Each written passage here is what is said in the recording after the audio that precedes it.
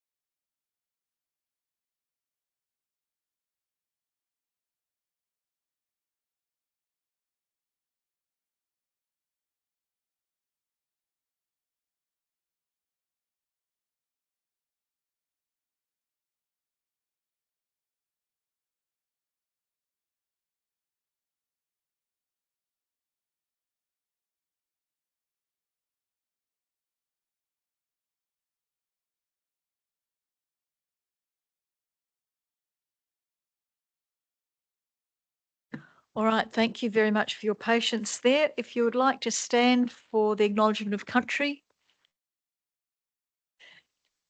The City of Victor Harbor acknowledges the Ramangeri and the Narrangeri people who are the traditional custodians of this land and our surrounding waters. We acknowledge their deep connection to country and we pay our respects to elders past, present and emerging. This respect is extended to Aboriginal and Torrens Strait Islander people here today. Would someone like to read the diversity commitment? Thank you, Councillor Schiller. The City of Victor Harbor is committed to diversity, equity and inclusion. We respect people of all ages, abilities, genders, sexualities, beliefs, religions and cultures. Service acknowledgement. Thank you, Councillor Burns. We recognise the brave individuals who have served and continue to serve our nation. We remember those who've lost their lives and paid the ultimate sacrifice to our country. Thank you. And the prayer. Councillor Schofield. Almighty God, we ask you to bless this council and allow it to be an agent of change to the people of this city and beyond. Direct and prosper its deliberations in the honouring of your name and the welfare of the people whom it serves. Amen. Amen. Please be seated.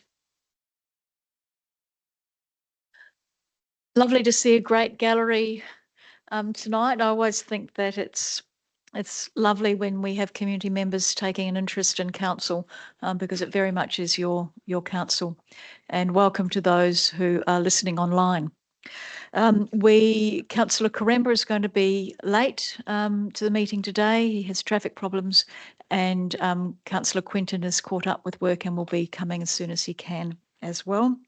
There are no other apologies from the elected member body. There are no items adjourned and so we move to minutes of the previous meeting, which was on the 22nd of September. And the recommendation is that those minutes be confirmed as true and accurate. Moving that way, Councillor Mann. And seconding that, please, Councillor Mackenzie.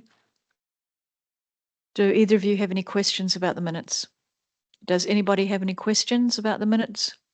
All those in favour? Those against? That's carried. Thank you. We have a couple of deputations tonight. The first one being Shandy Aldridge, Kerry Taylor and Lorraine Erbsland, I hope I've pronounced that right, who are coming to give us a deputation around the zoning on Hope Street. If you'd like to take a seat at the back there, and Councillor Kemp will show you how to turn your microphone on.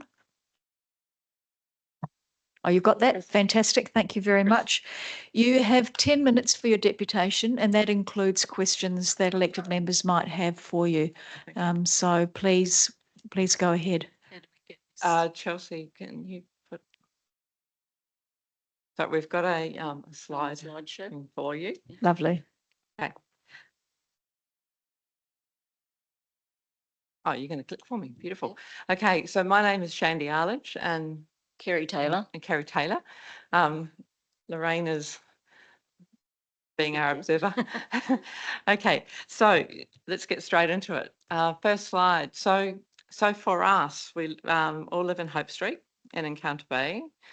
And the trigger for this deputation around the appropriate zoning for Hope Street was an affordable housing development application that was put in to build 10 units under the affordable housing overlay that attracted no public consultation whatsoever. There were no flags for consultation, so we were lucky we found out about it. What we found out about is that with housing diversity, which is the zoning that we currently have, it seeks medium housing development. And also with the affordable housing overlay attached to that, it allows for 20% smaller lot sizes. It allows for fewer parking places for each property. There's a reduced setback from the road. So basically what the state government has done is done everything they can, I guess, to incentivise developers to pick up these kinds of infill developments. Hope Street for us, it's an old narrow street. There's no footpaths. We have a supported independent living accommodation almost opposite the development. Kerry's going to talk more about that. Once we unpacked what this development was going to be, it's on a 20,000 square metre block, but quite a bit of the block's actually unusable because it's covered in trees. The boundaries are Hope Street and Chapel Street.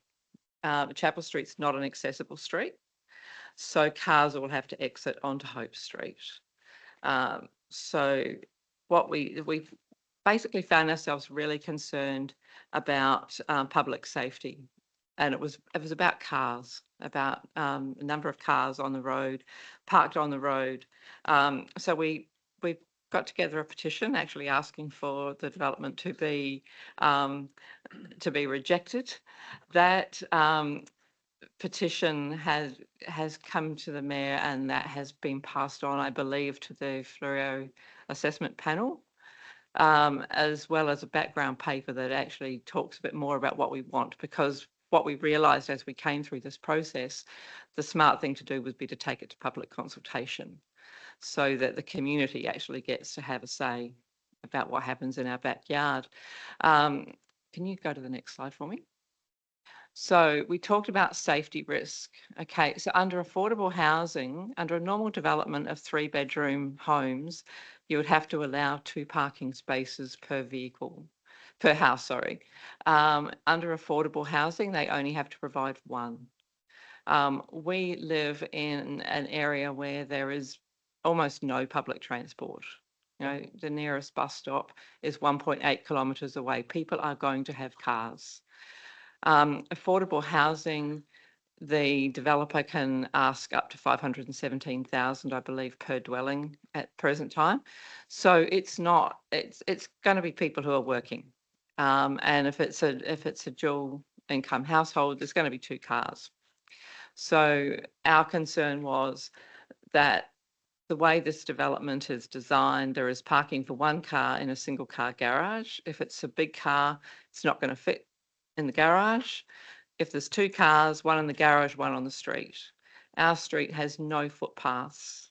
People park on the verge already, which, pardon me, is not actually strictly legal, but people do it anyway. They also park on the current vacant blocks. So we are going to have a lot of cars on that street. Apparently Hope Street has been assessed as a low traffic street.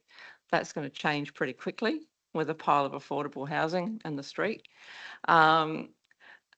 And we understand that a safety assessment that just meets criteria has occurred, but we believe that there needs to be consultation about that and think about lived experience from our point of view. The other point that's up there on the overhead is around the intersection with Tabernacle Road. That the development that first started this off for us and the big block next to it are at the Tabernacle end of the street.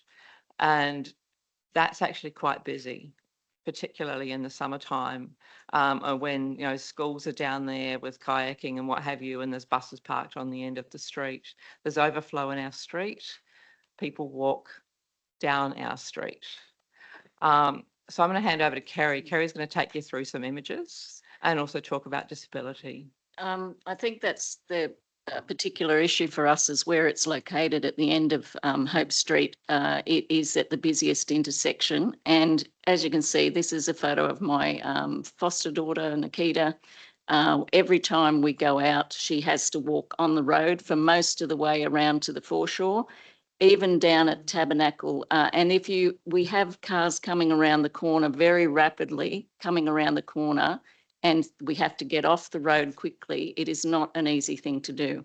And I'm very concerned about an increase in traffic that could add to the safety risk for her, not just her, the people who are in the supported living also, and every other person who resides in Hope Street ends up walking down the road because of the lack of footpaths. There are a lot of other people with mobility issues in the street as well. Or other sensory issues. This is the exit where you can get onto a footpath at the end of Tabernacle Street, at the end of Hope Street, an intersection with Tabernacle, which you can see is the entrance to the lakes and the children's playground across the road. That Stobie pole makes it, the ramp where you can get up onto the footpath is just beside that Stobie pole. Now, they can't fit very readily there, and when her chair is increased in size very soon, next year, she won't be driving on that part of it. She will again be on the road. And the thing is, it is a very narrow street, as are all the other streets around it. They have the same issues. Some of them have received footpaths, but even the footpaths that are there have been problematic in that there's interspersed with gravel and grass and other sort of vegetation. So we have an elderly residential group there with mobility issues, and we have more than a couple of houses where residents need 24/7 support. So that brings a whole lot of extra vehicles with staff cars as well. The independent supported living can have large numbers of, as you can see there, this is just one day where the houses were there, the cars were there for the independent supported living home. And it's not unusual to see at least 6 cars in that area. Everyone is parking on the verge, risking fines and risking breaching the law, but we don't have a choice in Hope Street. I am concerned that it is an accident waiting to happen, and I think that kind of increase will be really challenging. Thank you. You have about 2 minutes left. Yeah, thank you. Did you want to We're going fast. This This is the last slide. Okay, so the big picture for us in Hope Street, there are 4 large vacant blocks. That there is a risk of, with medium density and affordable housing, we could potentially have 40 plus additional dwellings with 40 plus more cars on the street. So we've said narrow street, no footpaths, medium density, inadequate parking equals a public safety risk. We believe that the zoning should be, thank you. We believe the zoning should be general residential or general housing. And what we're asking the council to do is to advocate with the Minister for Planning and Urban Development to rezone Hope Street from from housing diversity to general housing based on our safety concerns. That allows for multi-dwelling developments that are actually more suitable to the area. So we're not saying we are anti-development. We are saying we want safe, suitable development in that street. And we think it's a huge risk to stay with housing diversity. So that's our request of council to do that. Thank you very much. And I do appreciate the advocacy that you are showing for your street. I know that I've met with you previously. You've also met with the planners here and Graham's team and other councillors. And I think your tenacity and your push for this really important issue should be commended. Does any of the elected members have any questions, Brayden? Thank you. Yeah, no, just to echo, thank you very much for your advocacy and coming to council. And I think I'm very glad that you have come and I guess raise the issue as well, because I think there's a huge misunderstanding in the community that the council still has control or influence over our planning and development in our town. And I think this is a prime example of where we've seen that stripped back with the new code.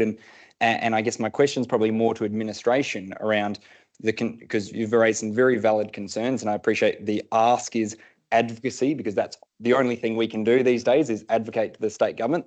There's nothing else. Mm-hmm. But even if we were to advocate to the state government and the minister approved it and he changed the zoning, I guess my question to Graham, and I kind of already know the answer because I asked him earlier, is would that make any difference in terms of stopping this current development that is being imposed? Or would this development still be able to take place under the different zoning? Yes, through the Mayor.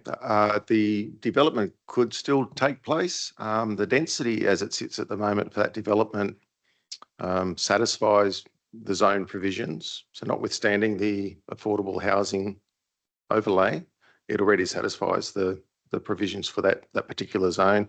The affordable housing overlay provides for a dispensation when it comes to density. So if it was a different zone, certainly affordable housing could still happen and a density could still increase. Whether or not that would be the same level of the density that's there today, well, that's proposed for that site at the moment, that may change. Okay. And I suspect it wouldn't, because the density, the lot sizes for general housing versus housing diversity is different, as for my research. So there actually would be an impact. Yep. How big an impact? Don't know. But just also from our point of view, in terms of advocacy, we'd be very, very happy to take our lived experience into Nick Champion's office and talk with him about that particular street and the narrowness of the streets, 5.8 metres wide, no footpaths. It's, from my understanding, GIS overlays have gone, where's the flat land and the big blocks, infill development. And that's unfortunately hasn't taken into account, those other aspects of the street, and also the fact that Chapel Street's not accessible. If you look on a map, it looks like it's bounded by two streets and it's not. Thank you, Shandy. Yeah. I'll take one more question because we are over time for this deputation. Councillor Burns. Thank you, Mayor. It's just a quick question to either administration or yourselves, and thank you for a great presentation. It's one of the better ones I've seen presented to council. Have you had any feedback from the assessment panel? Do we know if it's been approved or it's still pending? It's still pending. Okay, excellent. Yeah, the Plan SA website tells Thank you very much for your deputation. I appreciate it, and council will consider your request. Thank you. Thank you. If you'd like me to write back to you, I'm happy to do that. Appreciate that. Thank you. Thank you.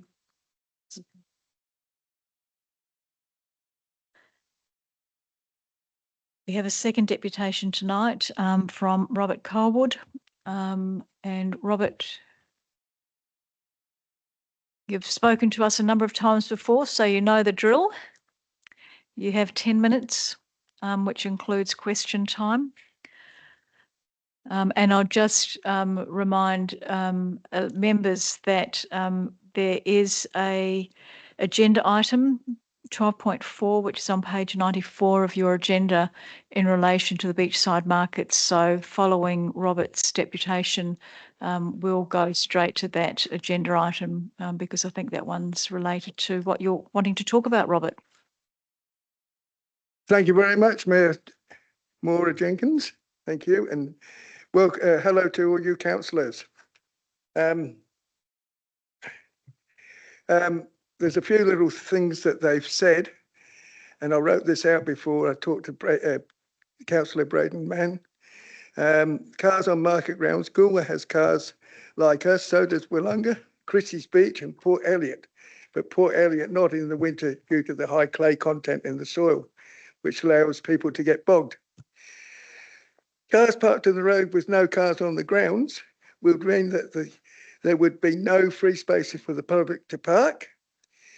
Carrying product from the road to the seaside is not a good idea, as stallholders have to be walking through other people's site. This will probably cause some trouble. Stacey Richardson was asked to come to the market on a Sunday to see how the market operated. She has refused at this stage. Janet and I do want to sign the lease. I have not, due to the rule the council wants to enforce about cars. This new lease, which I have not read, may be acceptable. Councillor Brayden Mann showed me the clause about cars tonight. It is the first time I have seen it. The way we have been operating the market does not cause any traffic jams.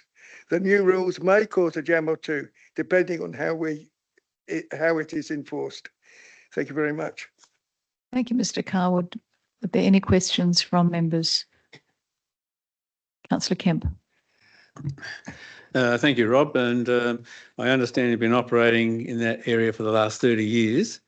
Have you any problems with cars compacting the soil? Because I believe the subsurface soil is sand and sand doesn't compact. If it was clay, I understand that it would compact around the roots and hurt the trees. But from your experiences, have you had any issues around soil compaction? No, we haven't, Councillor David Kemp. And also we had a report on the tree health, and it was Comport did it, and the operator is Bob Amedros from Mount Compass. He said the trees on the foreshore were in excellent health. He saw no indication that the soil was compacted and the trees were under stress. Thank you. I might ask Jodie to outline what the report found in terms of thank you. Through the Mayor, I don't have the copy in front of me now. I could get it in a couple of minutes, but the arborist report that Mr. Kaywood had done was similar to the results of the arborist report that we had done. And that's saying that the soil was being compacted? Can I have a minute to get it up? I'd rather quote it correctly. Sure. Excuse me. I do have a spare copy with me. That's right. Jodie can get it up on her computer. Thank you very much, Robert. And what we'll do is we'll turn to 12.4.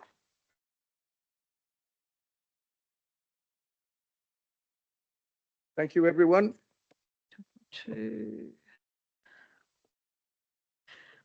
So 12.4 is the licence renewal and Beachside market location.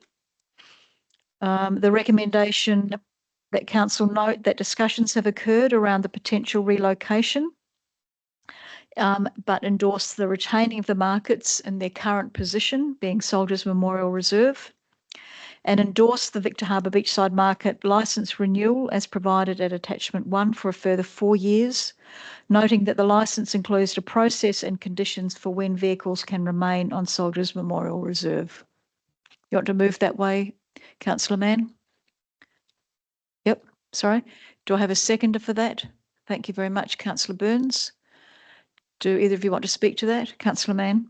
Yeah, thank you, Mayor Jenkins. Yeah, no, I think as part of the discussions I had today with Mr. Carwood and reading the licence agreement as well, I guess the issue is primarily around the cars being able to stay on the market grounds during the market. Noting the previous licence agreement, as I understand, had similar clauses about drop off and then park and come back, which have never caused any issues or been too enforced. And I think it's more probably in this arrangement, it'll be around just a bit of a common sense approach and working with the storeholder and the market to encourage markets and allow for the economic development, but also balancing the safety concerns around the tree and the health of them, which I think are very important as well. So I guess the main sort of positions under this license agreement that I'd ask administration around the question of noting it says that the market manager to provide council's delegate with a list of such vehicles, including the reason to remain on the reserve for assessment. Approvals granted when deemed appropriate. And so I guess the question to administration is, if there's storeholders who need to work out of their vehicles, if they need to anchor their gazebos to their cars, if there's disability or access reasons that they need their vehicles kept on site. Is that something that the administration's happy to, I guess, have a common sense approach with the licensee and work with to ensure we can sort of balance all of this and reach a bit of a resolution? Thank you. Through the Mayor, yes. And I'll also add to that, if there's health and safety reasons, like for food safety, that they need to have their vehicle there, that's another consideration. I also have got a copy of the recommendation from the arborist report, and it says that all vehicles use the pathways for entry and exit purposes, minimising vehicle compaction on the lawned areas. For the market to continue to use this location, as they have shown over the last 30 years that they are not damaging or affecting the health or condition of any of these trees. It would be recommended that an inspection by the council arborist or a consulting arborist be carried out each year, as this is a high profile area. Perfect. Thank you. No, I think just to finish, I think, yeah, no, thank you very much for that. And I hope that's some reassurance to the Colwoods as well, because I think they do a terrific job down there. And I think it's just a bit of a common sense approach to how we manage the licence and work together. And I think that the clauses in there will help achieve that and provide a bit of certainty for everyone. Thank you, Councillor Mann. But we had a second, who seconded it? Councillor Burns, you seconded it? Do you want to speak? Thank you, Mayor. I also agree with Councillor Mann. I think this is much more of a common sense approach. And given the history of the market being operated for over 30 years and there hasn't been any issues, I think we should be encouraging markets where possible, and they've done a fantastic job for Victor, and I think the council should be supporting them as much as possible going forward, and hopefully the rest of the members will vote to renew the licence. Thank you. Is there any further discussion? Councillor Schiller?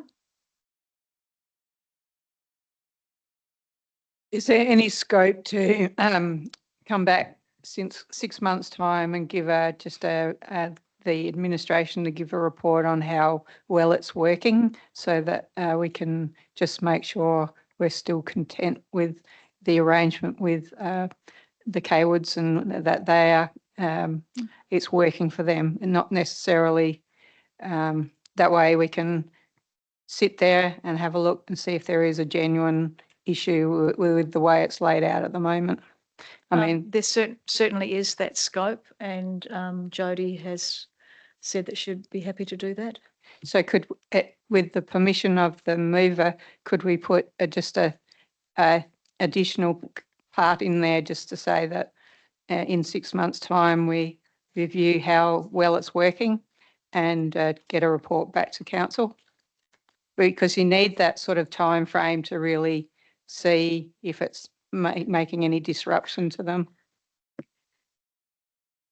So what you would be doing is limiting the lease to 6 months and then doing a review of the lease in 6 months.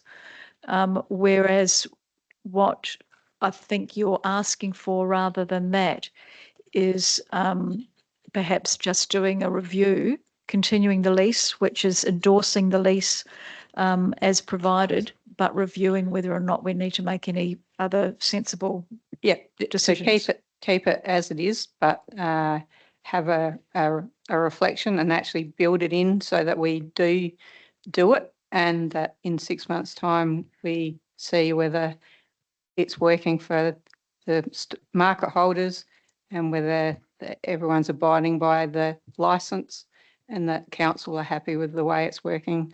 Not changing the lease at all, keep it at 4 years, but if there's some glowing problems, we give it that 6 months to see if it's causing any problems. We'll just get some advice from Jodie about that. First of all, Councillor Schiller. Thank you. Through the Mayor, under the market policy, there is there are guidelines in there about market assessments, so we can follow the policies guidelines on doing those assessments, and whether you need a full council report for a decision or whether it's just a workshop or a council member update. So that can go with the policy. Thank you. Does anybody else want to speak? Sorry, just checking if, was that just, we're just noting to, or is that actually something changing on the motion? Nothing's changing. Beautiful. On the motion. Thanks. No other discussion? In that case, I'll put that to the vote. All those in favour? Those against? That's carried. Thank you. And I think that's great. So well done, Mr. Carwood. We've got a happy for the current lease to be signed. And if there's any issues, we'll sort them out as they come up and look at them in about 6 months. We now go to questions from the gallery. The first question is from Mr. Chris Shattock around council plebiscite.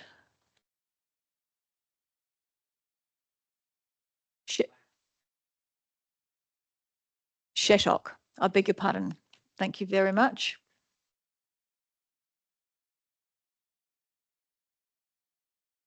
Yeah, you'll need to speak into that and turn that up. Firstly, thank you for the opportunity of being able to attend the chamber and ask the question I've got of elected members. This is in relation to the Sport and Rec Precinct. So I've got a short introduction and then my question, which is not many words. Council's proposed Sport and Recreation Precinct provides the community with both financial risks and the potential for lifestyle rewards. Given the scale of the proposal and the multi-generational impact it will inevitably have, a prudent way forward is for council to facilitate a plebiscite so that decision makers are fully informed as to community wishes. So my question, would councillors vote on whether or not to conduct a plebiscite in relation to council's proposal to lease the parcel of land currently identified as Lot 202, Armstrong Road, Victor Harbor? Thank you for your question. Legislation does not provide for councils to hold a plebiscite. However, councils may hold polls in accordance with Section 9 of the Local Government Act 1999 relating to any matter within the ambits of the council's responsibility or as contemplated by the Local Government Act. It's important to note that a poll conducted under the Elections Act is advisory and non-binding. This means that council is not legally required to act in accordance with the result. There is a formal process for conducting polls, which is administered by the Electoral Commission of SA. And should council resolve to undertake a poll, it would be responsible for all costs associated with conducting the poll. These include administrative charges from the Electoral Commission, as well as printing, postage, any publicity of information material prepared by council. It's a significant unbudgeted cost, potentially around $50,000. Council has already invested considerable resources, extensive community consultation and surveying over several years to inform this project. This has included numerous surveys, stakeholder workshops, listening posts, public meetings, social media information sharing. All of these activities gathered feedback on potential locations, the design of the facility, financial impact on ratepayers, with hundreds of survey responses and written submissions received across all of these activities. In addition to the broad community consultation, the council engaged directly with key user groups, such as local sporting associations, schools, and childcare providers to also inform this project. We've also taken the opportunity to use our customer satisfaction survey to understand community sentiment around the project. And the survey is undertaken by a market research company using accredited methodology that provides us with a robust picture of sentiment towards the project based on a sample that is reflective of our whole community.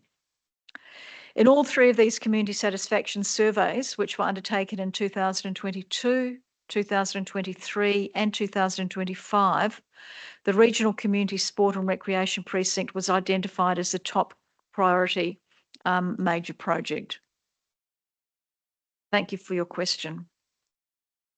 Mayor, seek leave for a supplementary. If it's related, yes. Yes. Noted all that you've said about the extensive consultation and cost and effort that council's already invested. However, with the inflection of time, as more information has been able to be provided to the community, things have changed. So the information that the council's been provided with by way of surveys and responses from the community weren't able to be fully informed. For example, the 149-year lease. For example, the fact that the council already has the power to offer a 42-year lease for the same purpose, a 42-year lease, perhaps with an option for another 42-year period. So I say with respect to all elected members, these things may have been provided over the last 2, 3, 4-year period, perhaps further. However, how can they properly instruct your consideration going forward now that more information, more material, factual information has been tabled, and wouldn't the plebiscite, even if it was to cost $50,000, which I don't know. What is your supplementary question? Wouldn't councillors, wouldn't elected members take comfort in being able to go to the community with, now that more information is available about the actual development proposed, wouldn't you all take more comfort in being able to know that you've had the full say of the community with the full amount of information available, rather than a piecemeal approach that's taken place over years without the full facts being able to be tabled? Thank you for your supplementary question. And the community, the council is informing the community as much as it can as we go through the process, and we're keeping the community up to date as far as we can throughout the process as well. So thank you for your questions. We now move on to the second question. Point of order, please. Yeah. Sorry, what's your point of order, Councillor? I just want some clarification. You've made a statement regarding the cost of a plebiscite. Could we have the figures on that, please? This is not a debate. This is a question from the gallery, and your point of order is your point of order is rejected. Thank you. Thank you, Mr. Shattock. It's Shattock. SHATTOCK. I beg your pardon, Mr. Just Shattock. for the transcript. Thank you.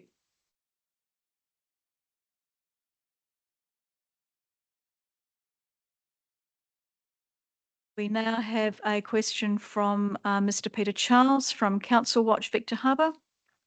Mr. Charles, you know the routine. You've been here before. Yes, and I enjoyed myself immensely over that period of time. Your question, Acting please. CEO Karen Rokaczynski and Mayor Maura Jenkins, thanks for giving me the opportunity to ask these questions. I've already had the answer or the result of the questions forwarded to me by a member of the staff from the reception who said it's okay now. So I'm waiting to hear the reasons why. Oh, okay. So last week I attended the City of Victor Harbour offices to request access to the local government voters roll. I explained to the reception assistant that I was seeking to locate an acquaintance whose address I'd forgotten. I understood the voters roll must be available for public inspection under the Local Government Elections Act 1999. I was informed that the council does not have a copy of the voters roll, and as it is not up to the council to maintain it, that is, maintain it. The assistant was courteous and very confident that there was no roll to be viewed. However, to be certain, check through the storage cupboards at the rear of the reception area. The assistant then suggested that I check the Australian Electoral Commission website. I did so that night and discovered that the service, that is the roll, is not available online. Returning the next day, I spoke with the same assistant in the hope that the roll may have been located, and also to inform the assistant that the Australian Electoral Commission do not provide access to the electoral roll. Later that same day, I visited the Alexandrina Council office in Goolwa, where the assistant immediately directed me to a desk with a computer terminal where I was able to access and examine unsupervised the voters roll. Now the two questions, I'll just put them together because I know that you will be answering this as one, I would imagine. My question to the Chief Executive Officer, it was Victoria McCurdy, but now, of course, Karen Rokaczynski, is that you can please explain why the City of Victor Harbor does not have a current copy of the voters' roll available to the public for inspection as required by Section 15 of the Local Government Elections Act 1999. Given, this was question 2, but following on, given that Section 15 of the Local Government Elections Act 1999 requires the Chief Executive Officer of each council to maintain and make the voters' roll available for public inspection at the principal office, and I should say during working hours.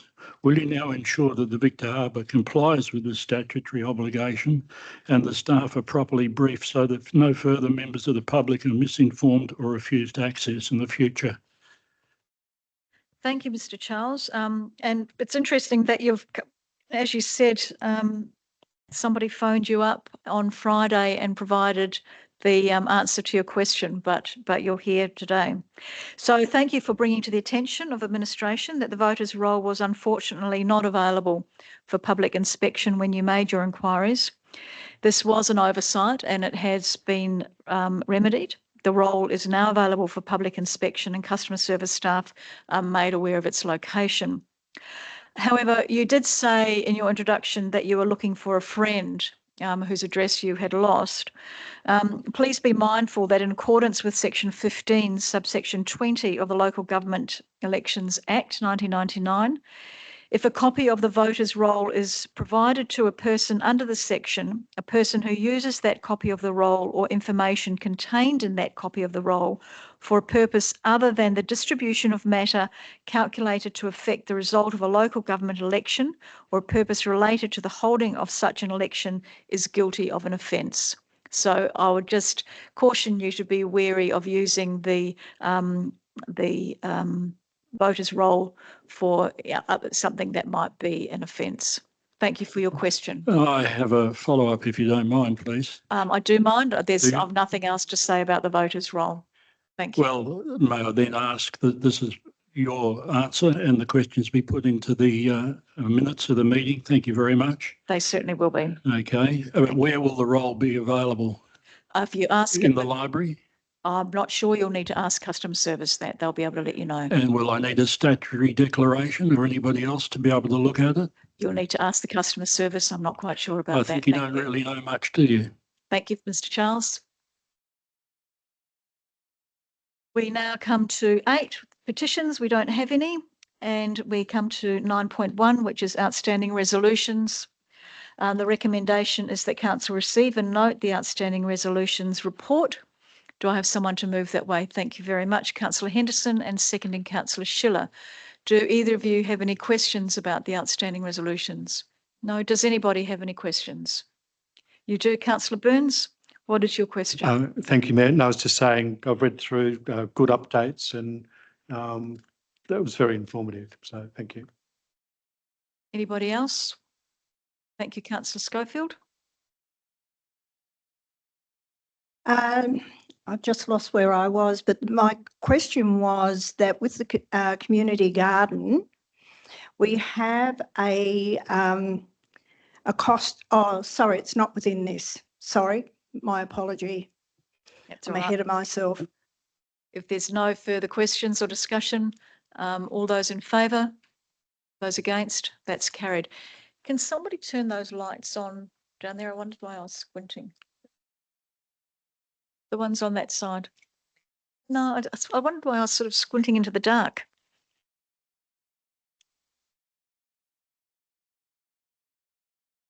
Thank you. I can see. Hi. We come to 9.2, the mayoral report. The recommendation is that council receive and note the mayoral report. If someone would like to move that way, thank you, Brayden, and seconding Councillor Henderson. Either of you have any questions? Anyone have any questions? All those in favour? Those against? That's carried. Thank you.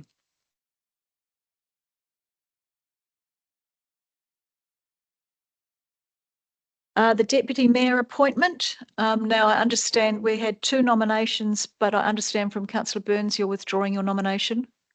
That's correct. Am I able to just talk to it quickly to explain why? We can talk to the recommendation. I'll change the recommendation that Yep. council receive and note the nomination from Councillor Schiller. Are there any other nominations? No. Would someone like, Councillor Schiller, you might need to leave the room if you've got a conflict of interest.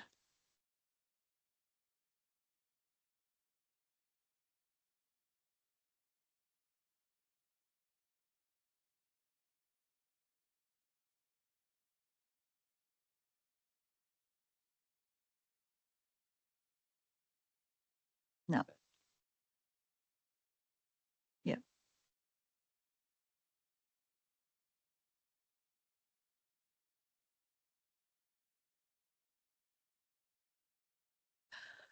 We don't need recommendation 2 because if there's no other nominations, we won't need a vote. So I'd like someone, if they can, to move recommendation 1 and recommendation 3. Recommendation 3 being that council appoint Councillor Schiller. Moving that way, Councillor Henderson, and seconding that, Councillor Mackenzie. Do either of you want to speak to that? I'd just like to say I think that Councillor Schiller has been an outstanding Deputy Mayor for the past 12 months. Councillor Schiller attends every invitation that is sent to all council members, every volunteer appreciation event, etc. And I think it's unnecessary for me to say that transport-wise, it is most difficult for her to attend those events, much more difficult than it is for the rest of the members sitting in this chamber. So I think she's done an outstanding job and she has been very professional in chairing meetings in your absence. And I think she's the ideal Deputy Mayor for this coming 12 months. Thank you. Councillor Mackenzie, do you want to speak to that? Yeah, just to second that, Councillor Schiller's done a great job being Deputy Mayor so far. So definitely would like to see her in that position again. Thank you. And Councillor Burns, did you want to speak? Thank you. Unfortunately, I got the reason that I'm withdrawing is I got a request from my daughter who's expanding her European business into the American market and requires my time and assistance. Because I don't know what time commitments that will be, I felt that it was unfair to take on the Deputy Mayor role, which requires a full-time, everyday commitment until I actually understood what time my daughter requires of me. So I thought it was easier at this time to withdraw my nomination to be fair to the council as well. Thank you, Councillor Burns. Does anybody else want to speak? No, I'll put it to the vote. All those in favour? Those against? That's unanimous. Thank you very much. And Angela can come back in.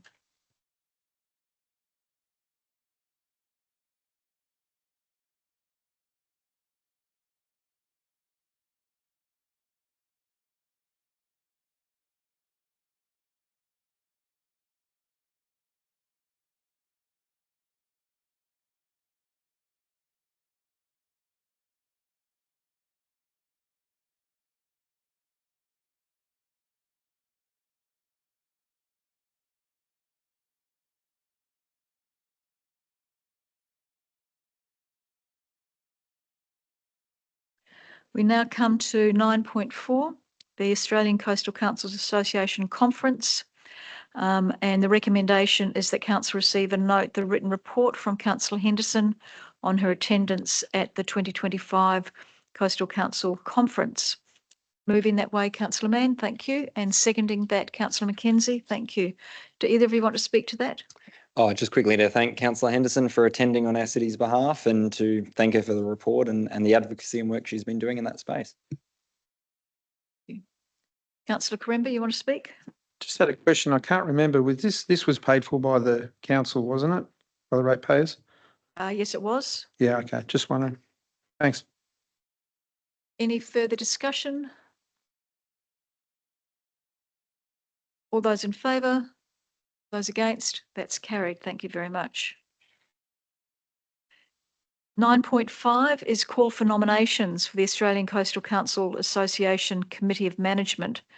And the recommendation is that Council supports Councillor Marilyn Henderson's nomination for the position of the South Australian representative on the Australian Coastal Council Committee of Management. Would someone like to move that way? It's not a paid position, is it? There is no remuneration. No remuneration. Therefore, no conflict of interest.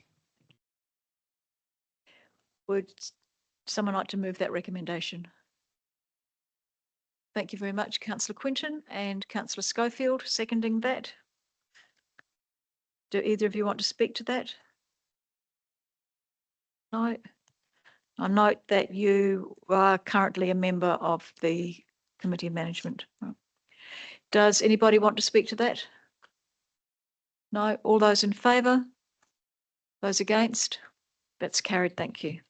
Congratulations, Councillor Henderson. I think you've done a fabulous job. It'll be good to have you back on the council. You've got a lot of prior knowledge and can help them.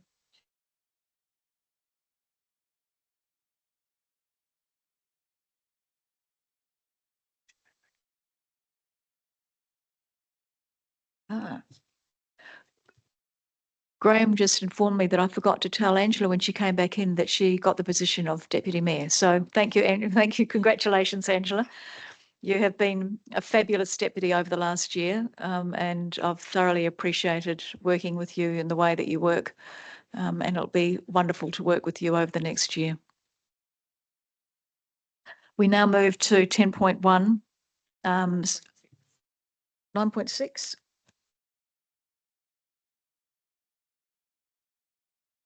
Okay. The Local Government Association Annual General Meeting. So we've got a number of reports. We'll do the reports from Sarok. Well, actually, we'll do all of those reports together unless anyone wants any taken out to do separately. What do you want taken out, Councillor Kemp? I want to discuss recommendation number 8.1. Long-term parking on council roads. 8.1. Yep. Okay, so we'll do 8.1 to start off with. So council endorse the voting recommendations. 8.1 long-term parking on council roads. You want to move that way? Yes, I can move that way. Move that way, but I won't support it. Do I have a seconder for that? Thank you, Councillor Burns. Do you want to talk to that, Councillor Kemp? Yes, I'm not supporting this, even though I moved it. I moved it to get the discussion going. I don't support it due to the fact that we just heard a deputation from people in Hope Street talking about, having to risk parking on verges and getting council fines. And this recommendation is supporting council going around and persecuting or prosecuting people who park long term.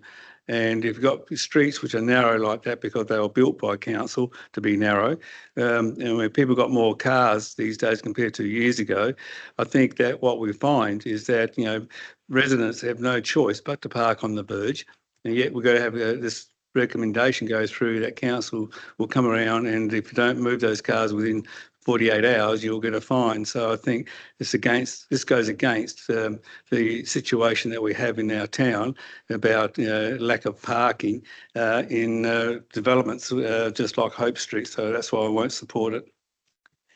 I'm just wondering, Councillor Kemp, in relation to, and I know that we had the issue on, what's the road just next to the hospital, on that side of the hospital?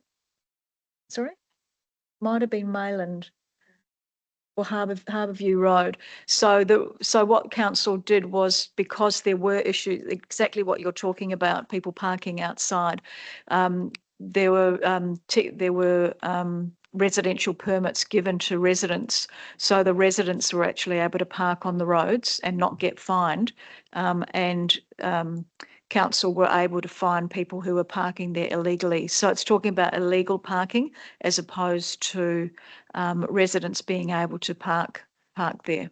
Yeah, I appreciate what you're saying, Mayor Jenkins. The fact is that the recommendation doesn't talk about permits, and for that to actually be open for discussion and decision making at that level. So if that was included in there, I guess it'd be a better recommendation. Thank you. Is there any further discussion about that particular item? In that case, then you are looking at not supporting, so the recommendation is to support recommendation 8.1. So all those in favour of 8.1? 1, 2, 3, 4. And those against 8.1? 1, 2, 3, 4, 5. That one's lost. So we are not supporting recommendation 1 and 2. So the next recommendation, the next lot of recommendations I'm happy to do on block, unless anyone wants anything pulled out. You're moving that way? So from... I'd like the next one out as well, please. You'd like the next one out as well? Yep. So you're happy to move the next one, Councillor Mann? Yep. And you're happy to second that, Councillor Krember? Yep. So the 9.1 is continue state government advocacy to remove facilitation and collection of state government landscape levy as a responsibility for local government in South Australia. So you would like local government to continue to collect the landscape levy? No, I don't want them to collect it at all. Not just advocate, but actually not collect it. We can't not collect it because it's legislated to collect. We can only advocate with the state government not to do it. We can't actually stop it. It's fine. So move. Sorry, just a question. We physically can't, we have to collect it, or if we don't collect it, the council pays the money? If we don't collect it, the council pays the money. Right. So it comes out of our budget if we don't collect it. Okay, so we'd have to find a saving somewhere else and then not transfer that cost onto the ratepayer. So we can actually not collect it. I mean, I'm just saying because I know in Victoria, all the local councils there are now banding together not to collect a levy that is being imposed by the state government. This is exactly the same thing. So technically we can actually don't have to collect it. We just have to find more money in our budget, sacrifice something else. Is that correct? Or put the rates up. I know that's the choice of the council, but I'm just saying we can actually find savings in our budget and not pass this cost on to the community. $742,000 we need to find. Okay, but we can find savings to compensate. Just want to be clear about that. I'm sure we can find savings if we look for them. Okay, thanks. Are there any further discussion? Sorry, if I could speak to it as a mover. Absolutely. Thank you. Yeah, no, I appreciate what Councillor Krember is saying there. I think probably a state-wide approach across the councils of all banding together to say, no, this year we're not collecting it, and just wait for the debt collection papers to come from the state government and see what happens there. But I guess we can't change what the motions are that have come from SAROC, and that's there, and we can either support or go against it. I guess in this instance, I'm happy to support it, but I've got very little to no faith in the LGA to be able to achieve anything or to advocate or change the state government's response. I don't know, the whole agenda item just makes me feel a bit sad, to be honest, because I guess with the LGA, we've got for years been trying to support them and, give funding towards them and have them represent us. But I guess increasingly we're seeing less results for our money or less standing up to the state government from them. And I think that, even with this, there should be 3 other motions on there from this council around further stamp duty exemptions, multi-generational residential villages, and then attracting more candidates. But those 3 didn't even get past the first line of LGA's defence, being SAROC. So I guess I just feel probably the whole LGA is getting a bit out of touch and probably has less teeth than the League of Nations, I'd say. But I'm happy, I guess, to keep trying and support it. And again, when this doesn't work, maybe the councils band together and sort of try a different approach, which you can already see the very next agenda item is another council going around the LGA, going straight to other councils and saying, hey, let's get together, which is exactly what there's a motion later on in the meeting trying to do as well. So I think if councils are going to have any influence or be relevant and not just be disenfranchised, I think we have to be creative about our advocacy because what was set up in the LGA to be the formal way in which we could affect change, I think is not working and hasn't been working for a long time. I think the LGA is advertised for a new CEO, so hopefully when that comes to fruition, we might see a change in culture and policy. Is there any further discussion around 9.1? I'll put it to the vote. All those in favour? Those against? That's carried. 9.2, support for a coordinated sector-wide approach for sustainable procurement. Would someone like to move that way, please? Thank you, Councillor Henderson. And seconding that, please, Councillor Schofield. Do either of you want to speak to that? Does anybody want to speak to that? All those in favour? Those against? That's carried. Thank you. 9.7, invitation to join advocacy for the high productivity vehicle. Is there another one?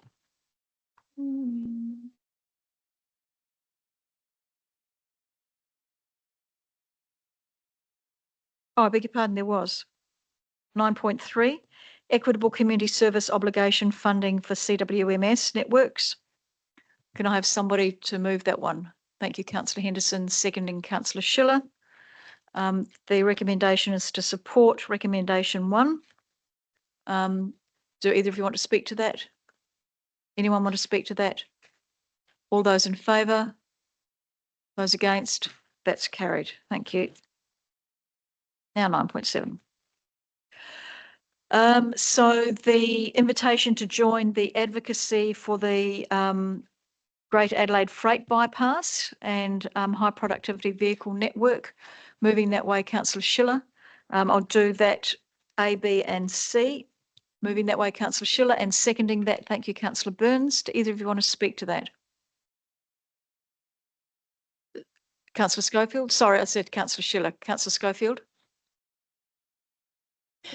Thank you. Look, I believe this is something that we really should be supporting. It has been on the cards for many, many years. And if we're looking at you know, the purposes, the background, etc., it does make sense. So I ask my fellow councillors to support this one. Thank you. Thank you. Councillor Burns?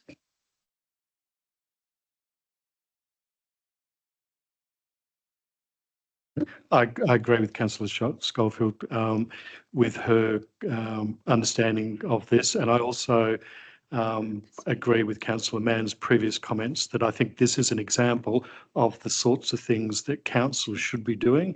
If we see the LGA not being effective, and individual councils not being effective, this is I think the way that we leverage and get the state government to actually listen to councils in South Australia, and I was pleased to see this come through tonight. Thank you.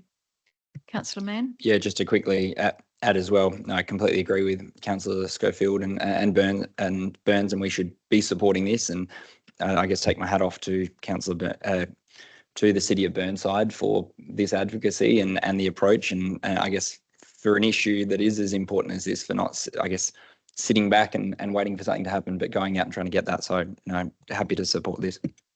Thank you. Any further discussion? Councillor Schiller? Just hope that they reciprocate when we try to get a better deal with our freight corridors through the Victor Harbour and Alexandria and the council in the future, because there's a lot more investment that needs to occur in our region as well. So that's a good reason to support their advocacy. Absolutely, and that's one of the things that Southern Hills are working on and really advocating for. Any further discussion? I'll put that to the vote. All those in favour? Those against? That's carried. Thank you.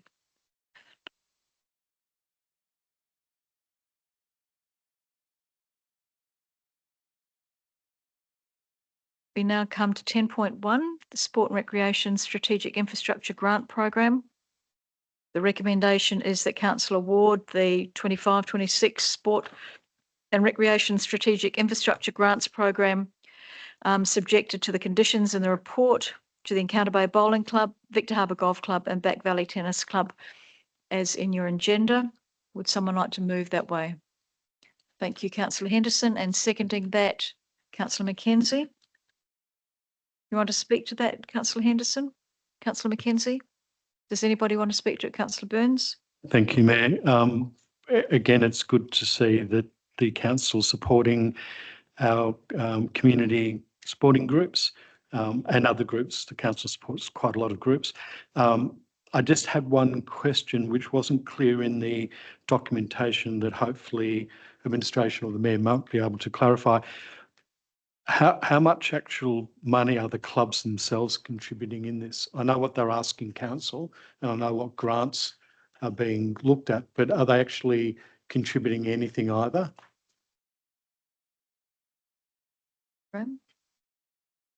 Yeah, through the mayor, I haven't seen these particular applications, but maybe one of the members on the panel might have recall when they were looking at it. One of the elected members, I think. To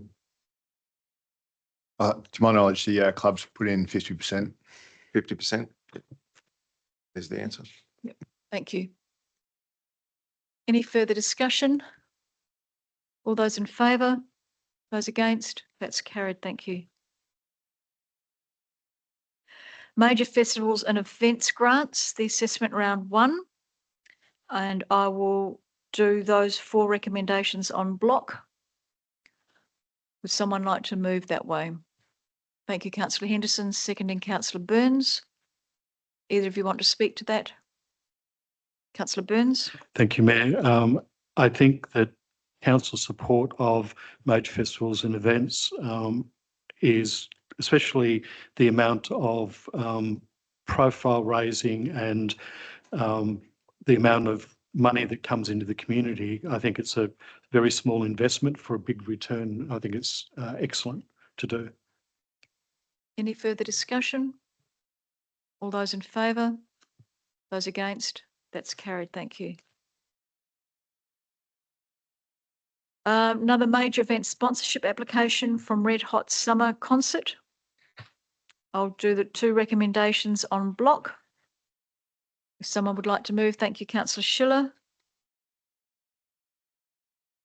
And seconding that, please. Thank you, Councillor Schofield. Do either of you want to speak to that? Councillor Schiller? Just that this event is an important part of the calendar when it does get here, and that we should be supporting this because this is the sort of thing that is both entertainment for our own community, but bringing people into the township to see those artists. So we need to be doing more of this. So, thank you. Councillor Mann, did you want to speak? No? Yeah, sorry. Just to add, it reminded me, so in terms of the, I think recently when we got the free trees, there was just a bunch plonked alongside the footpath, probably exactly where the stage would go and in front of the stage. So I think maybe council just needs to have a look. We might need to move some of those trees just as we get it all ready for what's going to be a few, what is a smart, so just. Through the Mayor, our Manager of City Activation and our Manager of Open Space have toured the area to plan it. So the trees are fine? I believe so. Okay. I know that there was, in order to prepare this report, there was a site visit undertaken. All right. Well, I'm just wondering when they're in 15 years' time, whether they're directly in front of the stage, maybe it might be best to move them now. I don't know. Councillor Burns? Thank you, Mayor. I also supportive of this, but I did have one question on page 67. Administration identified there was a lawn maintenance shortfall of $6,200 for lawn maintenance where the concert occurs. I was just wondering how they're proposing to cover those costs, as I've identified there's insufficient money in the budget to cover it. Thank you. Through the Mayor. So that's not this financial year, that would be in future years. So we'd incorporate it into the draft operating budget. Thank you. Councillor Karemba? Thank you, Mayor. Just a query, because I don't see, and maybe one of the elected members might be able to enlighten me. What are the ticket costs for this event? Dear. No one goes? I've been a few years ago, but no idea. Oh, I'm just wondering, because they're selling 5,000 tickets. So I'm assuming that'd have to be probably, what, $50 a ticket, $100 a ticket? Don't know. Couldn't tell you, Councillor Corimbo. Brayden? More? From memory, I think it was a bit more. Okay. I'm trying to look at it now. Okay. Any further discussion? They're about $200 for a general admission ticket and a bit higher, closer. Thank you, Councillor Schiller. Any further discussion? I'll put that to the vote. All those in favour? Those against? That's carried. Thank you.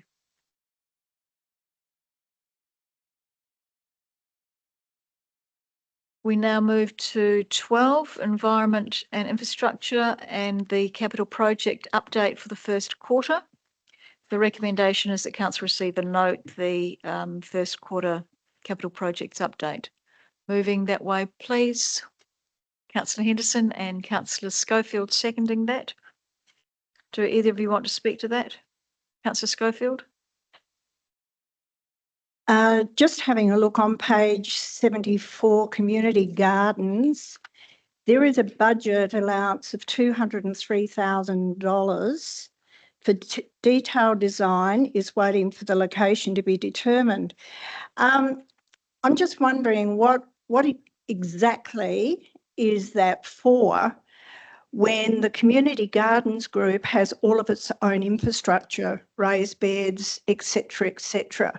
So what is the detailed design, and are we going to be actually working with the Community Garden group and looking at some of their infrastructure that they actually have? Thank you, through the Mayor. So it's no longer just the community gardens, it's also a co-location of the community nursery. I'm not sure if you recall, but Biodiversity Victor Harbour prepared a business case with costings. Some of those costings will include service connections for water and power, as well as fencing, any site levelling that needs to happen. So the detailed design will inform that. Thank you. Any further discussions?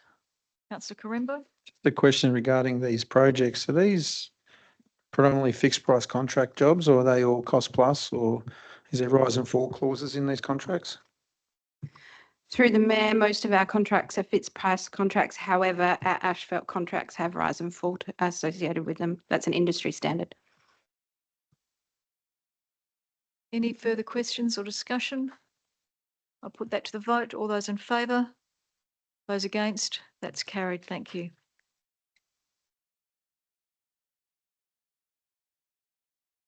We now come to the Regional Community Sport and Recreation Precinct Heads of Agreement extension. We had a big workshop on that last Monday. And the recommendation is that Council authorise the Chief Executive Officer to execute the Heads of Agreement for the Regional Community Sport and Recreation Precinct with a revised expiry date of the 28th of February 2026. Moving that way. Thank you, Councillor Mann. And seconding that, Councillor Schofield. Do you want to speak to that, Councillor Mann? Yeah, thank you, Mayor Jenkins. Yeah, no, as it outlines in the reports, there's still a lot of negotiations that are needing to be done. We're also waiting for a number of grants to be awarded or the results to come back, which hopefully we should have by February when this latest agreement extension ends. There's still a lot of work to be done in this space and negotiations to be had. And we had a very fruitful, I think, discussion recently at our briefing. And I think I'm very keen to see what comes back from those discussions and negotiations. And I think based on those discussions, I think the status quo with this extension of the Heads of Agreement is probably the best way to go whilst we wait for some of those answers to come back. Thank you, Councillor Mann. Councillor Schofield, did you want to speak to this? Does anybody want to speak to this? Councillor Corimbo. Thank you, Mayor. While I agree on the extension, I'm not overly au fait with the the period of time. I think we need to put a bit of a rocket up these people. I understand the waiting for the grant, but we did have a discussion about that as well and a way to circumvent that. Hence why I would not support going out till February, because now we're nearly at 3-year period and our community is starting to get a little bit impatient. So I would say I'm not going to support it. I support the idea of extending, but not out till February. I think we need to send a message to all the other parties to get their act together and help us make a decision. Any further discussion? Councillor Burns, then Councillor Kemp. Thank you, Mayor. Interesting point that Councillor Krember raises, and I agree with Councillor Mann. We're waiting for a number of negotiation or feedback and on the grants, but I'm just wondering, does it really need the length of time to February? Could we not extend it but bring it forward to November or December timeframes? Because if the developer is serious in providing some feedback, they don't need 5 months to do it. They should be able to tell us pretty quickly. We may not necessarily know about the grants, but at least we'll know if they're serious or not. And if they're not prepared to compromise, then we know what we need to do. We have a motion on the floor with the revised expiry date of the 28th of February. Councillor Kemp. Thank you. I'm not supporting it. I think how long is this dragging out for? We're going into our 3rd year now, and it's just growing and continuing to stagnate, procrastinate. I think there's been plenty of opportunities and time to come out with the answers to this. And I think, the time it's taking, I think the slow boat to China is much quicker than this. And I think that we need to think about this, and the models under this proposal, under the heads of agreement, the models that has come out, again, there's going to be impact to the community. There's going to be a cost. And I think that if we're going to have a cost, I think the community will prefer to own it themselves outright and keep the community land to itself without going down this pathway. That's why I won't support this. They've had their opportunity. I think it's time is enough. Councillor Schiller. In the past, I've had the same opinion. I actually tried to cut it back to October 31st last time around. But looking at what we've got coming up, we've got Christmas coming up and we've got January coming up. And if those 2 months weren't sitting in there where things closed down, I would say bring it forward to either January or December. But that is going to impact the way negotiations occur. So I'm happy to sit with the 28th of February just because of the implications of Christmas and the New Year. Thank you, Councillor Schiller. Councillor Krember, you've got a question. I'd like to amend the motion, if I may, please.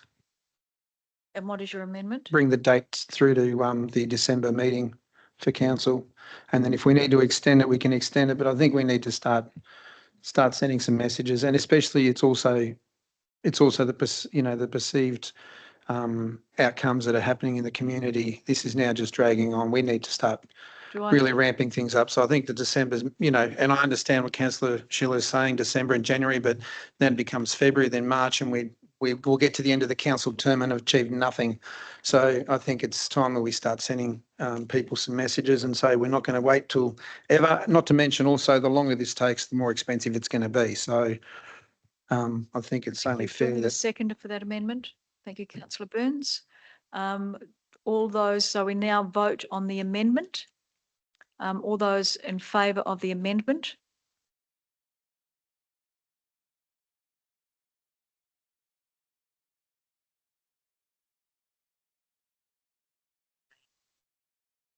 To the 15th of December.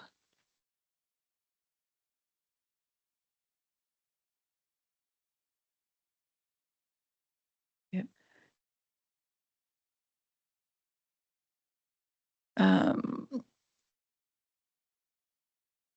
So that's the amendment. So we're voting on the amendment. We're not voting on the substantive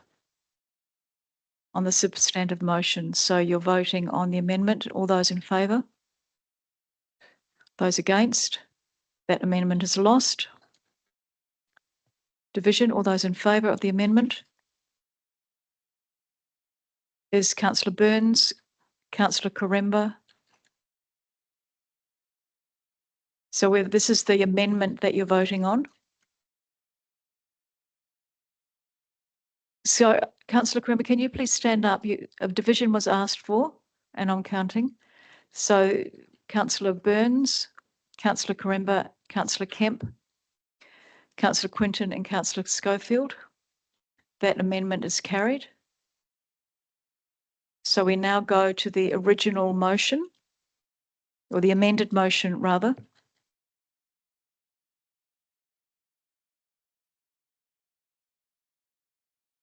So the motion is that the council authorise the Chief Executive Officer to execute the heads of agreement for the Regional Community Sport and Recreation Precinct with a revised expiry date of the 15th of December 2025.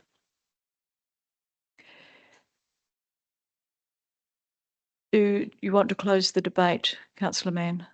Yeah, thank you, Mayor Jenkins. Yeah, no, I appreciate some of this, I guess, sentiment around wanting to try and get this done as soon as possible. I know it's been quoted about 3 years it's been taking, but this has been going on for about 10 years. So 3 years is pretty generous to the council.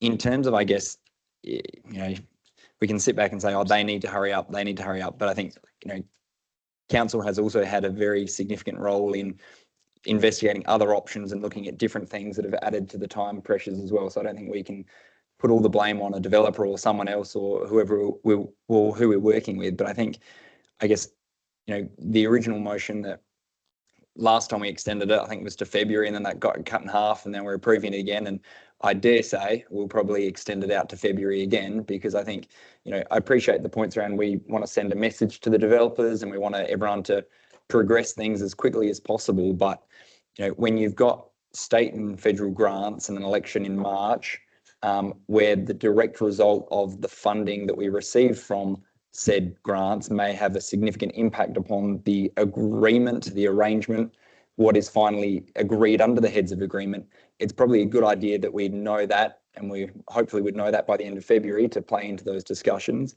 So I think there is a lot of utility to know, if we could hurry up the federal government, that would be nice, but we can't, and we have to wait, and that's just the nature of these things. But I'm happy to support that we look at it again and extend it again in December, which will come around very quickly.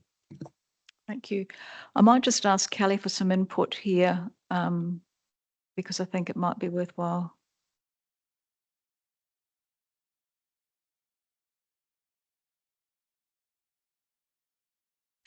Thank you. Through the Mayor, just in terms of the decision, as Councillor Mann said, it may need to come back again, just considering the December council meeting is only six or so weeks away.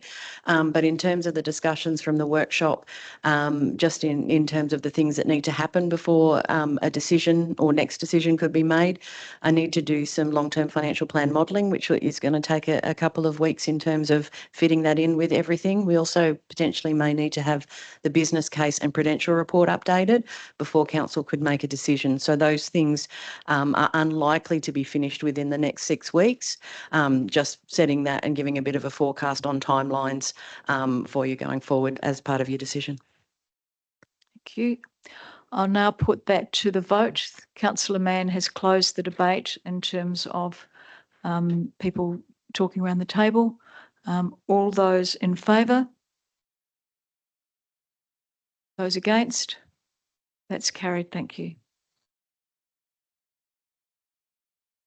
We now move to 12.3, which is the updated draft recreational boating strategy public consultation. Councillor Quinton, you want to move the recommendation, and you had some addition for that. That's correct, Mayor. I think everyone's hopefully read the emails. So keen to get this motion through. Just a couple of amendments, which are detailed up on the screen. Basically just putting more information into the document. If it's going out to public consultation, want to make sure all the facts are there. Thank you. Do I have a seconder for that, please? Thank you, Councillor Mann. Do either of you want to speak to that? Does anybody want to speak to it? Councillor Burns, then Councillor Crim. Thank you, Mayor. I think it's very important that, again, we consult with the community over such an important strategy, and it's within our long-term financial and community plans. And I commend the boating strategy for the amount of work that they have done in preparing this, and look forward to the community's feedback. Thank you. Councillor Karemba, you wanted to speak? Yeah, I do. While I support obviously being the chair of the Boating Advisory Committee and its level of expertise is probably the best it's ever been, I can't support the amendments because these amendments haven't gone back to the advisory committee, which is exactly what they're there to do, is to advise and give elected members that don't have the experience a better understanding. They're the professionals. We're not the professionals here. And while I understand that Councillor Quinton has sent these emails around, I don't believe, and I could be corrected, but I don't believe they've gone to the Boating Advisory Committee for ratification, and therefore I would say I'd like to defer this until these things do go through to the Boating Advisory Committee for their recommendation, and then we'll, if it's all good, we'll pass it through, and if not, it'll be discussed. Are you making a formal motion? Yep. Formal motion to defer, adjourn until until the Boating Advisory Committee has had a look at it and sent through their recommendation, whether approve or not approve of the amendments. do I have a seconder for that? Thank you, Councillor Burns.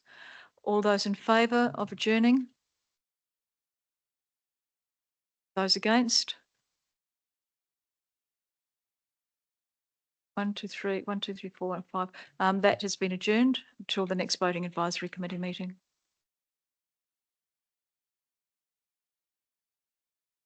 We now move to 12.4, which we've done. That's the deputation of the beachside markets. So we move to 12.5.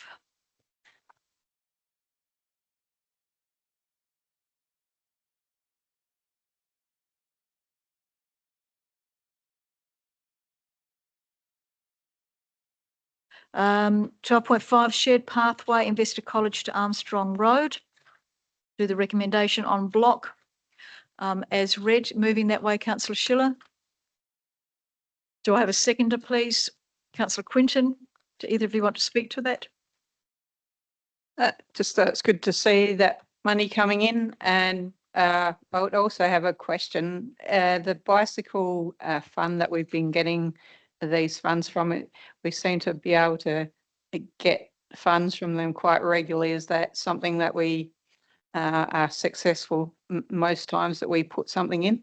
I'm sorry to chuck that into my debate, but just it seems like that is a source where we are getting good funding for our bicycle tracks. Thank you. Through the Mayor, yes, you're correct. Traditionally, we get about $150,000 each year, and it's in the past 4 or 5 years, it's been used on widening the Encounter Bikeway down at Encounter Bay, and also for the new path along Hindmarsh Road between Grantley Avenue and Bridge Terrace. We were also successful in some grant funding for the design components for the Encounter Bikeway near the boundary with Alexandrina Council. Does anybody else want to speak to this? Councillor Henderson? It's really good to see this happening at last. I think it's very much needed, and I'm very pleased to see it's got to this stage. Any further discussion? No. All those in favour? Those against? That's carried. Thank you. Hindmarsh Falls Heritage Agreement. The recommendation is that we approve Hindmarsh Falls Reserve as a site for a heritage agreement and endorse the application of a heritage agreement incentive grant program to establish the heritage agreement at Hindmarsh Falls Reserves. If none of you have been there, it is a beautiful, beautiful part of our town. You're moving that way, Councillor Henderson? And seconding that, please. Thank you, Councillor Burns.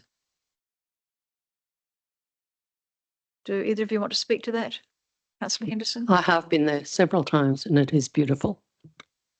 Councillor Burns. I have also been there, and I'm very pleased to see that there's a heritage agreement being proposed for this area. I think with most nice sites, there's always a risk of change, and this helps protect it, which is good. Councillor Karembo. Just a question, I didn't see it anywhere, but this agreement doesn't preclude any or reduce the amount of people that can see it or enjoy it in any way, shape or form? No. Okay. Councillor Schiller. I've got a query about the heritage agreement. If we are wanting to do any adjustments, say, to the existing pathway, for instance, like at the moment, the falls, it gets to a point and there used to be a lot of stairs going a lot further down where the view may well have been a lot better. If we decide in the future that we wish to update the pathway and even maybe put a platform that's actually a structure, is that going to be affected by the heritage agreement? Thank you. Through the Mayor. It would depend on what's growing in those areas because this heritage agreement is about protecting the native vegetation that's there. So it would need to be in consultation with the Native Veg Council. For that reason, we've specifically excluded the car parks and the picnic areas. So if we wanted to do works in those areas, but I would suggest it would be difficult even now without the heritage agreement to put in additional pathways through those areas because of the native vegetation. Any further discussion or questions? No, I will put that to the vote. All those in favour? Those against? That's carried. Thank you. The Canton Place Footbridge Capital Budget Amendment. The recommendation I'll take as read. We've had a workshop looking at the needs of the Canton Place Footbridge, which is a beautiful, beautiful old footbridge, but not fit for purpose anymore. Would someone like to move the recommendation? Thank you, Councillor Henderson. And seconding that, please. Thank you, Councillor Schofield. Do either of you want to speak to that? No. Does anybody want to speak to that? Councillor Karembo? Just a couple of questions. The infrastructure and asset under risk management, it states that failure to progress the Canton Footbridge construction will result in deterioration of the existing timber bridge, which is no longer fit for purpose. What was the original purpose of the bridge, if I might ask? Was it for the Clydesdales or was it just a footbridge? It helped, as we discussed in the briefing, the Clydesdales used to move from one area to another, but they can't do that anymore because they're too heavy for the bridge. So just confirming they were going over the bridge. They were going over the bridge originally. Okay. Any further discussion? No, I'll put that to the vote. All those in favour? Those against? That's carried. Thank you. Minutes of the council committee meetings. First one being the CEO Performance Review Committee minutes. The recommendation is that council receive and note them. Would someone like to move that way? Thank you, Councillor Schofield. And seconding, please. Thank you, Councillor McKenzie. Any questions about those minutes? All those in favour? Those against? That's carried. Thank you. Disability Access and Inclusion Advisory Committee minutes. I note there's two recommendations there. I'll take them on block, but the first recommendation is receiving and noting the minutes, and the second one is advocating to the Minister for Planning and Urban Development regarding safety concerns, overflow parking and traffic impacts associated with affordable housing developments. And we heard a little bit about that earlier on today. You're moving both of those recommendations, Councillor Schofield, Schiller? Yep. Do I have a seconder for that? Thank you, Councillor Henderson. Would you like to speak to that, Councillor Schiller?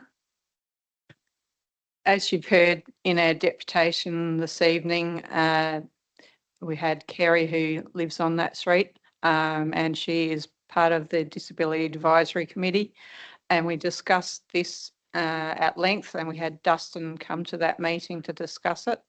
The concerns are that particularly with this development, the number of car parking spaces assigned to I believe they're 3-bedroom dwellings, and that concern that there is going to be a lot of overflow into these streets.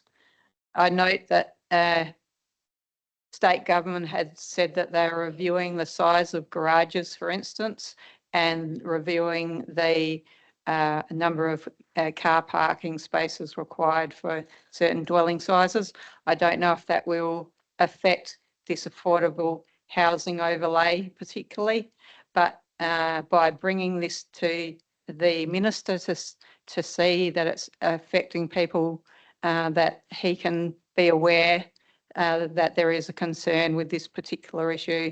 And so the advisory committee have requested that council write to the Minister for Housing and Urban Development to look at this concern. So I'm hoping people will support it. Thank you. Councillor Henderson, did you want to speak to that? Anybody want to speak to that? Councillor Mann? Yeah, thank you, Mayor Jenkins. Yeah, no, I think it's an excellent motion, and I thank Councillor Schiller for her work with the group and the Disability Access and Inclusion Advisory Committee around this, because I think this is something that we're going to be seeing a lot more in the future. This is just, I guess, the start of these kind of or developments like this, or anything that will disrupt the status quo in Victor Harbor. I think it's really about council using these opportunities when we have community groups rally the support, get the petitions, come to council to really use it as an education opportunity for the council and the community, and to really direct that. Besides writing to the minister and advocating for him to make a change, which again is very, I'd say, unlikely to make, and then from my understanding, even if he did make it, probably wouldn't impact an outcome for them that they would want, or a different one. I think it's really about how we tell our community and use our community to assist in advocating to the state government. I'd say to them, take their petition to the local member, because I'm pretty sure it was his government that moved these changes, and then the state government haven't done anything to address the concerns and probably have made things worse. But I think one thing that they did say, which I disagree with, is they said that there'd be only one car parked in the street because they've gotten one car carport. But the reality is the houses will be that small in these divisions, like this one or others, that garage will just be storage and there'll be 2 cars on the road. So I think that's something that we will see and will continue to see. And I think that even though it's called a council assessment panel, it's almost better to have a rubber stamp council panel, because that's all we can do. And it is very frustrating when we have this and our community comes to us and we can't do anything about it. And I think that we're going to see more infill development for affordable living, because all the larger parcels of land are getting chewed up for retirement villages or more premium residential facilities. So I think the infill is just going to be the thing of the future. But any advocacy we can do, and any advocacy the community can do and assist us in pushing back at the state government and asking for greater control would be appreciated. But yeah, it's one of those things where unless we do something different, creative or innovative, there's really not too much power we have left anymore. Thank you, Councillor Mann. Any further discussion? I'll put that to the vote, those 2 recommendations on block. Vote in favour? Against? That's carried. Thank you. The Southern Community Transport Scheme Advisory Committee minutes. There's 2 recommendations again, receiving and noting the minutes. And the second recommendation is approving an amendment to the fees and charges document to update the community bus service fee schedule. If you're happy for those on block, thank you. Have it separate, please. Separate, all right. So the first recommendation, happy to move, Councillor Schofield, and seconded, please, Councillor Henderson. Do either of you want to speak to that? All those in favour? That's carried. Thank those against. That's carried. Thank you. The second recommendation, that council approve an amendment to the fees and charges document to update the community bus service fee schedule, effective at the time of resolution to reflect changes to service area coverage and distance priced basing as detailed in your attachments. Would someone like to move that way? Thank you, Councillor Henderson, and seconded, please. Councillor Schiller. Do either of you want to speak to that? Councillor Henderson. As I chair this committee, I just want to point out that this change in the fee schedule was stimulated because we now operate a much larger area of transport. The contract was renewed and there have been significant changes. Those changes are overseen by this committee for the region, and some of these fees wouldn't have been in the previous table of fees. So that's why it has been updated. Thank you. Councillor Schiller. Just noting that the fees haven't changed. It's just that their locations have changed and there will be fees applicable to the new locations. Thank you. Councillor Burns. Thank you, Mayor. I understand what has been said about the increase in the service area, and I understand costs associated with that. However, I much prefer that, given the amount of government funding that this organisation receives, that they actually try to reduce costs, not increase the cost to the people who use the service. I much prefer that as a preferred option rather than increase the fees. Any further discussion? Councillor Kemp. Just a question, because we're expanding the service into Alexandria Council area far greater than we have been, is Alexandria Council going to contribute any more funding to Scott's program because of the extra area that the Scots will have to cover? Yes, through the Mayor, the Alexandria Council have contributed a sum of money to provide part of the service as well. I'm not sure what that is off the top of my head, but that was all part of the structuring of the arrangement. There's no further discussion. I'll put it to the vote. All those in favour? Those against? That's carried. Thank you. Subsidiaries and representative reports. The first one being receiving and noting the Fleurieu Regional Waste Authority's annual report. If someone can move that way, please. Thank you, Councillor Kemp. Seconding, Councillor Schofield. Do you want to speak to that, Councillor Kemp? Councillor Schofield? Anybody want to speak to that? Councillor Karemba. Thank you, Mayor. I understand this is just receiving and noting, but I would draw the attention to the chamber that there's a lot of things that have happened at the Regional Waste Authority, including, and by their own admission, 2 rolled over trucks and a recent fire, and also a fire over in Kangaroo Island Centre as well. I think it may be time that we potentially look at doing a investigation, or an independent investigation into the runnings of the Waste Authority. Obviously, still also acknowledging the asbestos contaminated material project is still going on. I think I would feel more comfortable by having an independent review of this subsidiary moving forward. Any further discussion? I'll put it to the floor. All those in favour? Those against? That's carried. Thank you. Southern and Hills Local Government Association annual report. The recommendation is receiving and noting. Someone like to move that way? Thank you, Councillor McKenzie, and seconding that, Councillor Quinton. Do either of you have any questions? No. Anybody have any questions? Want to speak to that? I'll put that to the floor. All those in favour? Those against? That's carried. Thank you. Horse Tram Authority annual report and financial statements. The first recommendation is that Council receive the annual report and financial statements. Someone like to move that way? Thank you, Councillor Schofield. And seconding that, please, Councillor Burns. Do either of you want to speak to receiving and noting? No. All those in favour? Those against? That's carried. Recommendation 2 is that in recognition of the financial impact of the algal bloom, Councillor Mann, you had a third. No, I'd like to move something different to number 2. You'd like to move something different? Yep. Yep, entirely different if that's all right. I Yes. can read that out. I can read that out. Oh, thank you.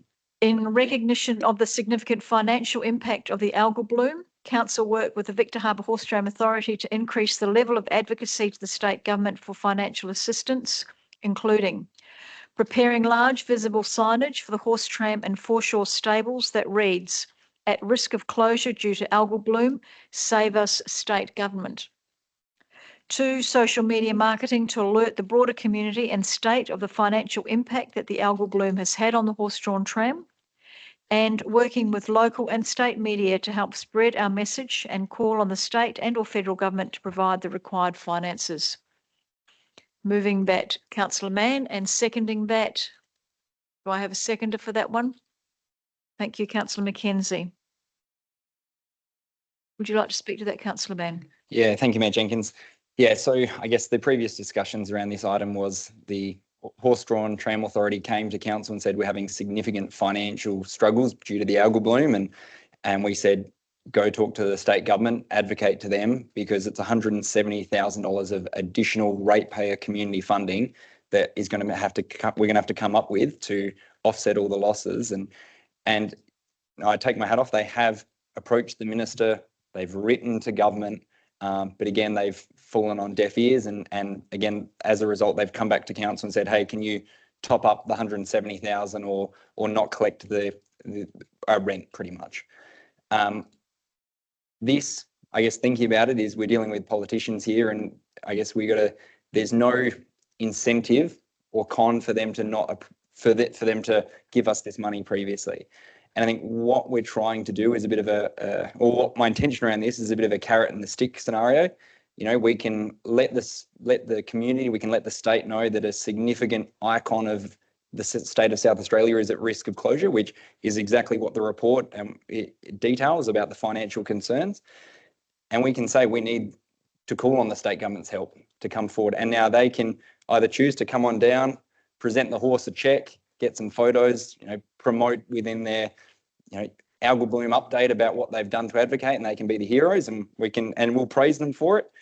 Or the longer they take to do that, the closer we get to a state election where the signage might get bigger on the side of the horse tram. The tens of thousands of South Australians and people around Australia coming will see the impact of the algal bloom directly, and hopefully that might sway a little bit of change. So I think this is just, again, putting up the carrot and the stick, and I'm saying we, don't want to just bail out the horse tram every time there's another natural disaster or a COVID, and we've done it in the past, and we advocating for them. But I think it's this level of advocacy that I guess can't come from council workers, bureaucrats. It needs to come from elected members and a council. So that's the intention and thought behind it. Happy for us to add on, and if we can think of other creative ways of advocating, because all the old things don't seem to work these days. So that's the motion. Thank you, Councillor Mann.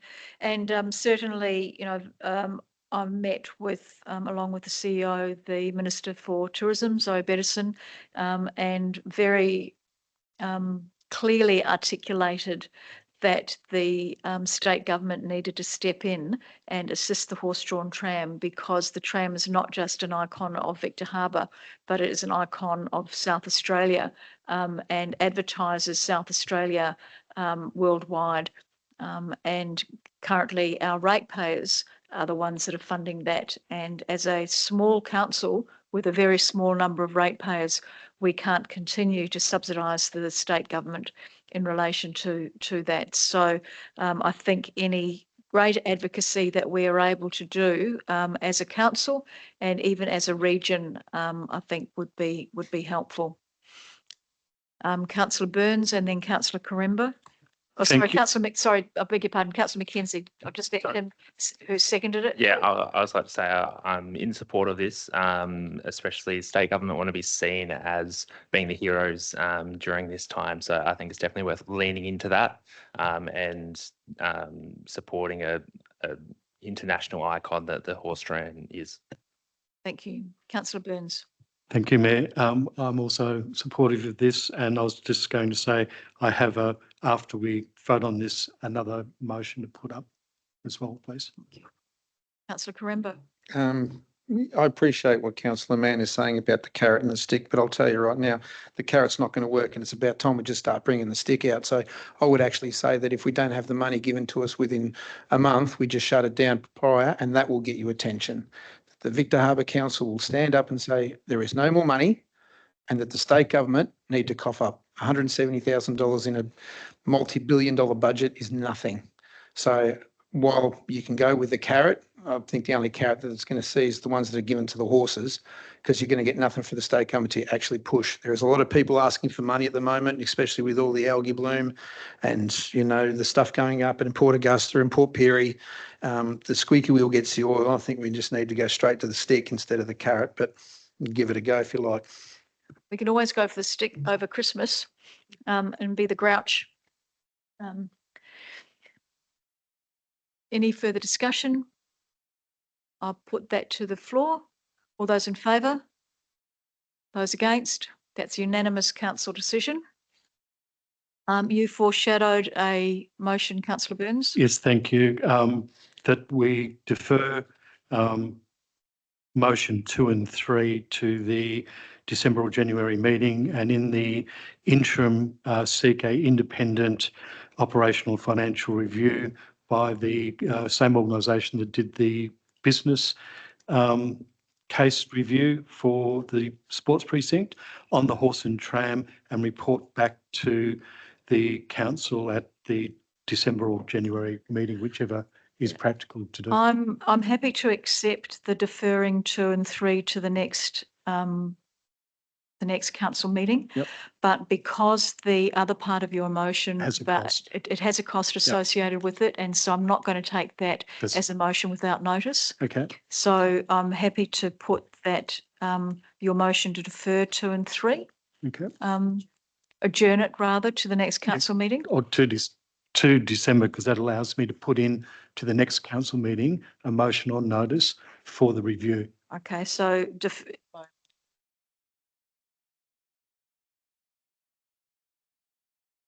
yes, so it's defer as a formal motion. No, it doesn't need to have a reason. It's adjourning it until the next till the December council meeting. Do I have a seconder for that adjournment? Councillor Karemba, all those in favour? Sorry, it's not we don't have the motions on the floor yet, so I'm not sure if it's a formal motion. Is it? It's something that we can speak to. I would take it as my intention. My understanding is that Councillor Burns is saying, I want to consider these motions at the next council meeting. So it's almost a motion. It's almost a motion to consider motions later. Yep. Which I would then say we could move and just all right. second. So this is a separate motion. Correct. Question? Correct. Question. Is this relating totally to the financial component, not necessarily Brayden's original motion? So it's a separate motion related on the financial report and financial statements that have been submitted. Yep. We have done recommendation 1. Correct. Which passed. We have done recommendation Brayden. Yes. Which has Could you passed. please read the recommendation out to me? Brayden's one. No, the one that's up now. The one that's up now is in recognition of the financial impact, council approve a financial contribution to the horse-drawn tram authority of $170,000, or B, the waiving of rent and corporate support fees charged to the Victor Harbour Horse Tram Authority. And then, so it's either A or B. And 3, that council approve an amendment to the Horse-Drawn Tram Authority Audit Committee terms of reference. Councillor Burns has put in a motion, which I think Brayden is quite right. It's not a formal motion. It is a motion to defer those 2 items until the December council meeting. All right. So, yep, that makes sense. We're adjourning that particular recommendation. Thank you. So Councillor Burns is recommending that we adjourn item 2 and 3 until the December council meeting. Correct. Do I have a seconder for that? Councillor Karemba is seconding that. First, I'll get Councillor Burns to talk to it first, and then you can, Nick, talk to that. Yes, thank you. It's based on the financial statements and the financial reporting.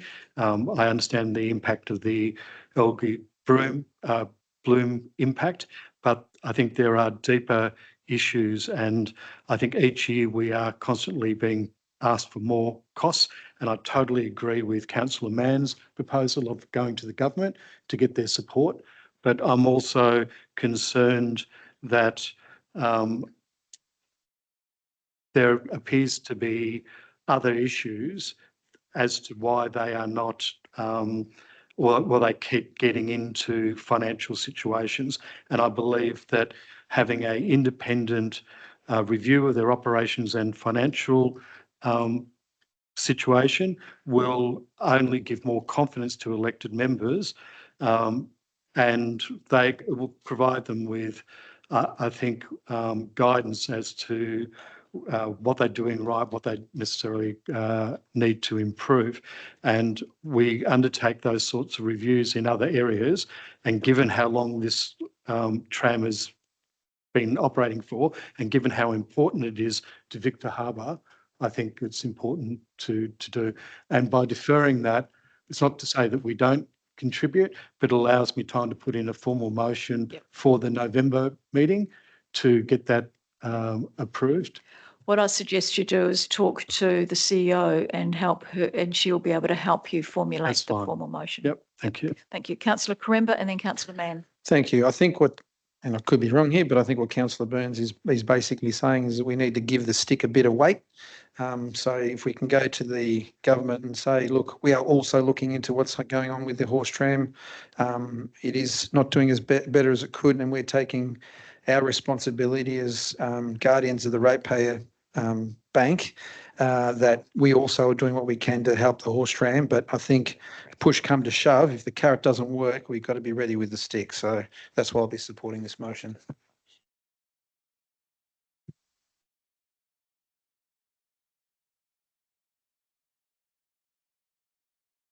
So I'm just checking the motion. Thank you, Councillor Karemba. I would have thought that it is recommending that 2 and 3. So the motion is recommending that. People back. If I can speak to it, I might be able to clarify. Yeah, I think. Thank you, Councillor. No, Councillor Burns, I appreciate what you're sort of getting at. I think there are two separate things here. I think probably one thing just to note is that the one that I put up as number 2 was instead of 2 in here. So I'm saying I'm not wanting to bail them out. I'm wanting the state government to do it. So I think that addresses your first point. The second point, in terms of number 3, the way I see that is effectively they need more finance support from someone within council to help them out during this period where they're struggling with, not having enough income for the operating expenses. That I think is separate to what you're talking about. So what I would say is I'm not going to be supporting what you've got up there for those reasons, because I think number 3 is important to help them out in the interim. I think what you're talking about can be dealt with as a separate night, and you can raise whatever you're wanting in relation to that. But number 2, I'm not wanting it to come back next month or in December, because I don't want the state government knowing that, if we wait 2 months, the council is going to consider it anyway. So I won't be supporting your motions. Thank you. There any further discussion? Councillor Kemp. The interesting thing about number 3, it talks about the audit committee, which doesn't really actually look at providing, well, it can provide advice, I suppose, but really you want someone on the board to actually provide that financial direction and advice at that level, not at the audit committee. The audit committee is there to oversee the internal controls, ensuring that the finances are are due to policies and procedures.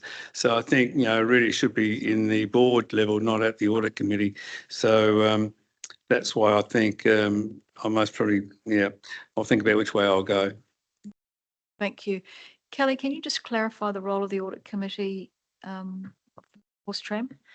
Thank you, through the Mayor. So the role of the Audit Committee should be providing recommendations to the board in terms of the financial standing and financial position of council as each of the budgets come up, as well as their internal controls and procedures. And so this recommendation was looking to put someone in there a little bit earlier to see those documents before they go to the board, to provide some insight and ask the questions around how those finances and financial statements and budgets and things are put together. So then providing recommendations back through the board. There'd be nothing preventing that person from attending the board meetings to provide some extra commentary, but whether or not it sits on the audit committee or within the board, the audit committee provides the opportunity to see things just before it goes to board because of the flow of the information. You have a question, Councillor Byrne? Just clarification, doesn't the audit committee have independent financial expert members already? Through the Mayor, so I haven't looked at exactly who is on the audit committee, but they should have a broad range of both risk-based and financial information, but that doesn't necessarily mean that they have local government experience. And our finances differ quite a bit from private enterprise, and so that could be that could provide a staff member could provide some of that insight, but again, it's just providing that extra set of eyes, considering that council is being asked to receive and note financial statements and to endorse budgets going forward, that there's another set of eyes over those to provide support to the board and to the executive officer, general manager. Councillor Karemba, you have a question? Yeah, just a question. I note that they weren't able to access grant funding because they are basically run by government, obviously local government. So does that mean that if they were privatised, they would be would they have been able to access that algae bloom money as other tourism operators have? They may have been able to, yeah. Okay. Councillor Burns, did you want to close the debate? I'm happy to take out motion 3 from my motion and just have it, well, I'll probably withdraw it because it's replaced. Well, you're closing the debate. You've had a debate on all of your motions. Okay. Just you're closing the debate now rather than playing around with them. Close it. Thank you. I now put that to the floor. All those in favour? Those against? That's lost. Thank you. I'll move number 3. So number 3, that council approve an amendment to the Victor Harbour Horse Tram Authority Audit Committee terms of reference, enabling the CEO to appoint appropriately skilled staff member to the committee to support the oversight of this financial position. Would someone like to move that way? Thank you. Councillor Henderson and Councillor Schofield, do you want to speak to this? No? Anybody want to speak to it? Councillor Karemba? Thank you, Mayor. What's the budgetary implication of this? I didn't see it. Maybe I missed it.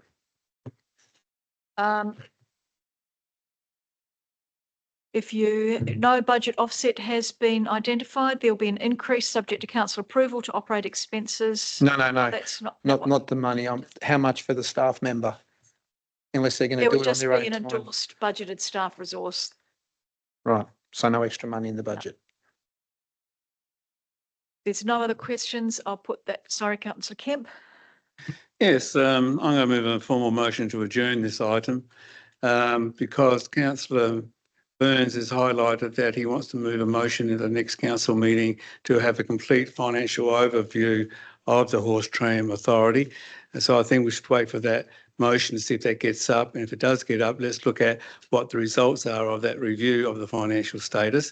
And then maybe one of the recommendations was to put a person onto the audit committee. But I think we should wait for the outcome of the motion from Councillor Byrne, which is highlighted for the next council meeting. So that's why I want to adjourn this to the December meeting. Do I have a seconder for that formal motion? Councillor Burns, thank you. All those in favour?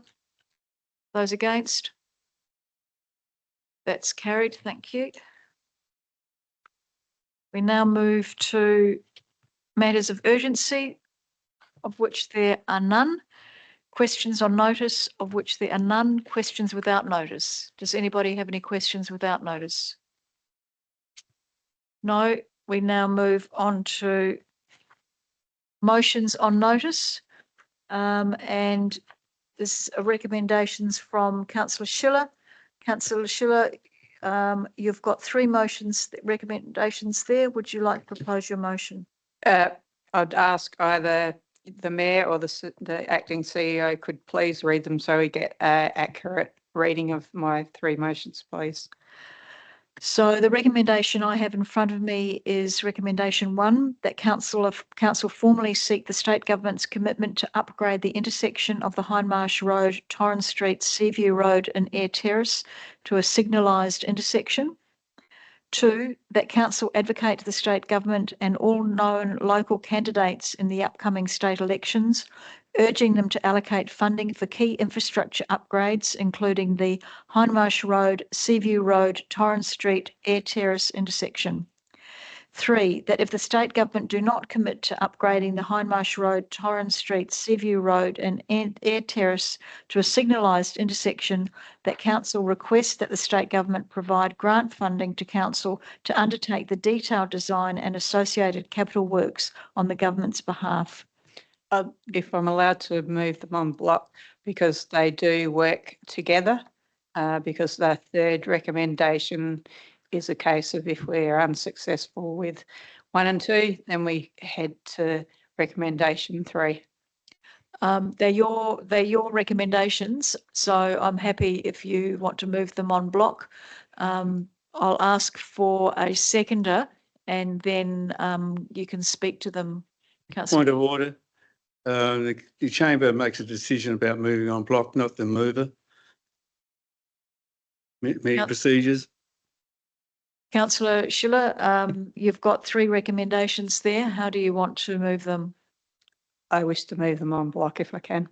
The Councillor Kemp would rather that you didn't move them on block. Yeah, I'd like to discuss each one individually, please. Okay. It's up to you as the mover, Councillor Schiller. I'll move them on block. Thank you. Do I have a seconder for them on block? Are you seconding that, Councillor? No, I just need to leave the chamber as I would probably be referenced in number 2. Thank you. Do I have a seconder for those motions on block?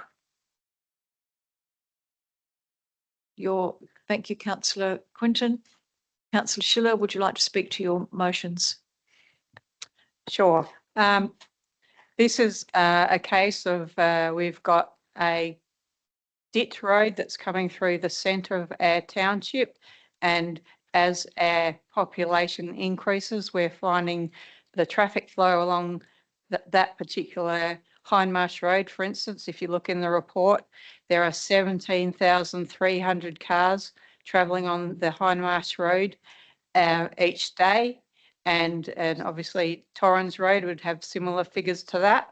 We have more and more traffic coming in along Seaview Road from the Ring Road, and as we have more infill coming in to that area, the Seaview Road intersection is going to get worse. At the moment, it is impassable to cross that for anyone who you don't necessarily have a disability. You can just having to negotiate the road very quickly. Basically, I've sat there watching traffic and watching pedestrians trying to cross that road, and over 10 minutes I saw 20 people trying to cross between Torrens Road, the roundabout from Torrens Road down to where the existing pedestrian crossing is.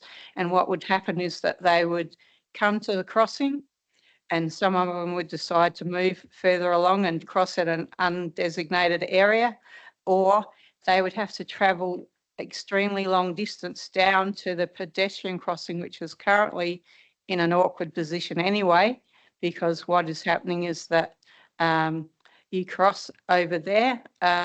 It's not giving you direct access to a lot of the new buildings which have been put along that line, which includes the new health hub, the Jones Radiology, and if you go across the road to Hindmarsh Road, we now have tyre power, and we're seeing more and more businesses spreading along the Hindmarsh Road area. So if you, for instance, were trying to walk across from tyre power and you didn't want to cross in that very, very busy intersection, you would have to walk all the way down to the pedestrian crossing, which would be more than 250 metres because you would be travelling even further down. So at the moment, it is a real chicken trying to cross the road type situation. And I think that we've got to acknowledge that we are going to see more growth if we see the Anchorage development and the proposal maybe of the car park in the future. We should be looking at this right now. So I encourage people to support the motion based on the report that's there and what I've written in my commentary. And I thank Jodie Roberts, who gave me some of the information regarding stats on the Hindmarsh Road. So thanks for that. Thank you, Councillor Schiller. Now, we had a seconder for this, didn't we? Thank you, Councillor Quinton. Yes, sorry. Did you want to speak to it, Councillor Quinton? No. Does anybody want to speak to it, have questions? Councillor Schofield and Councillor Kemp? Actually, I would have liked to have considered each one separately. I'm not going to support this. And mainly, the main reason is that if we have two sets of traffic lights within, now I looked that up today and I think it's about 220 metres between what we have at Woolworths and what is being proposed. At the moment, every time that crossover at Woolworths is used, there is a backup down past Harbour Traders, and I've been caught in that a lot of times. The other thing is that when we were looking at the ambulance station and Aldi and the school, Council actually requested the state government to put in lights. They sat in this chamber and told us that we could wish for them, but there are other people that had more important needs to us, and they only consider things like that when there's been an accident. So we could go and go to the trouble of asking. We will get, I would say, the same question. They're not going to give us funding if they're not going to be prepared to spend it themselves.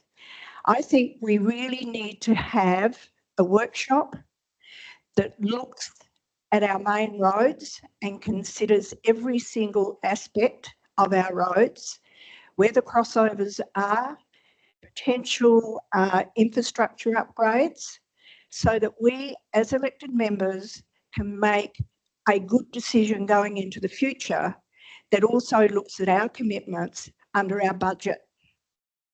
So I really don't think that this is going to help the situation. I think it might hinder it. So what is a better option? And that's what I'd like to see, is sit down, have a look at some options. Perhaps underpass would be the way to go, really, would be the safest option. But again, there's another cost factor. But that's just my thoughts. Thank you, Councillor Schofield. Councillor Kemp. Thank you. I'm not supporting this as well for the reasons that I'm going to state. We have another roundabout at Crozier, which is just as busy, but there's no recommendation that we should actually put some traffic lights in there as well. There are safe refuges for pedestrians to cross. Yes, at times it can be difficult, but they are safe refuges where they can stand and wait. And a lot of times the traffic stops to allow people to cross. So if people want to cross outside of those refuges, then it's at their own risk.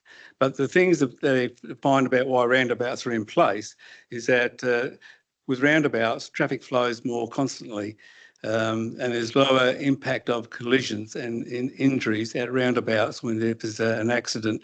At traffic lights, there's a stop-start approach, and with another traffic light pedestrian crossing further down, and the same with the one there on this proposal, the traffic will be a blockage. It will be in bottleneck all along that street front there because of the way the traffic, because traffic lights don't create flow. There's a stop-start process, and it doesn't work. And roundabouts do work. It's slow, but the traffic keeps moving.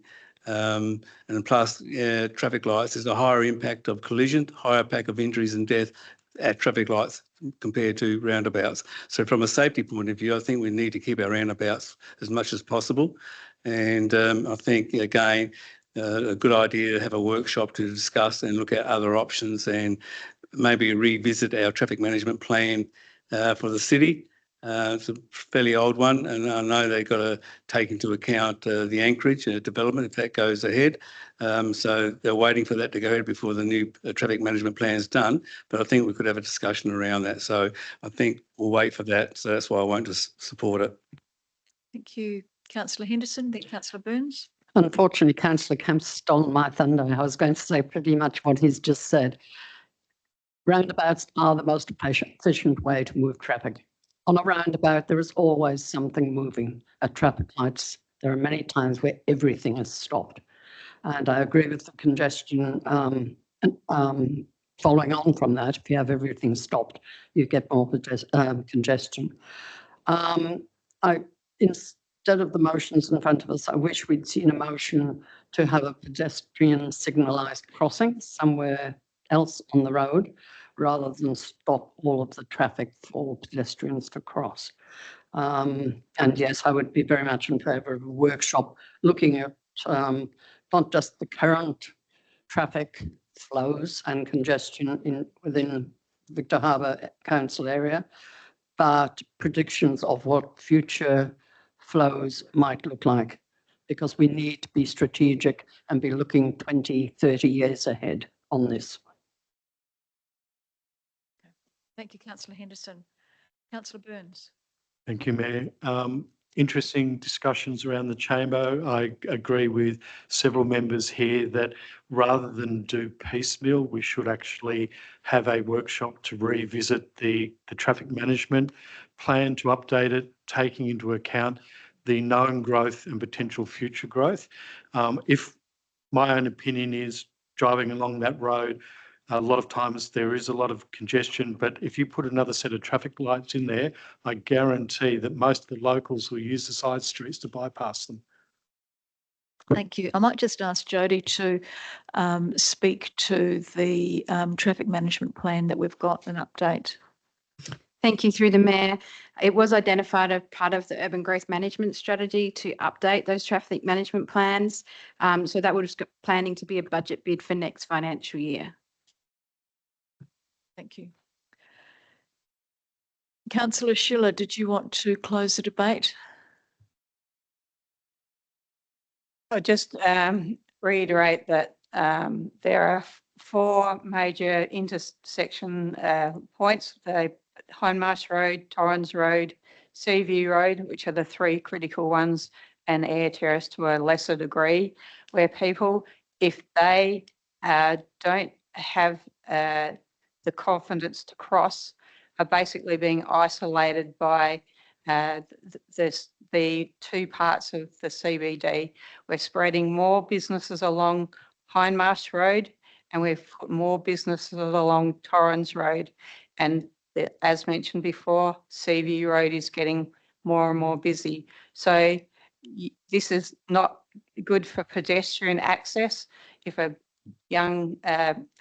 person comes in on the bus service and they are elderly, they have to use that one pedestrian crossing or they don't cross the road.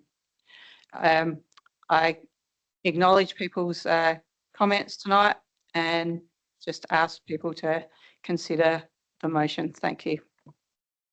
Thank you. That closes the debate, and great debate there. I'll put that to the floor. All those in favour? Those against? That's lost. Thank you.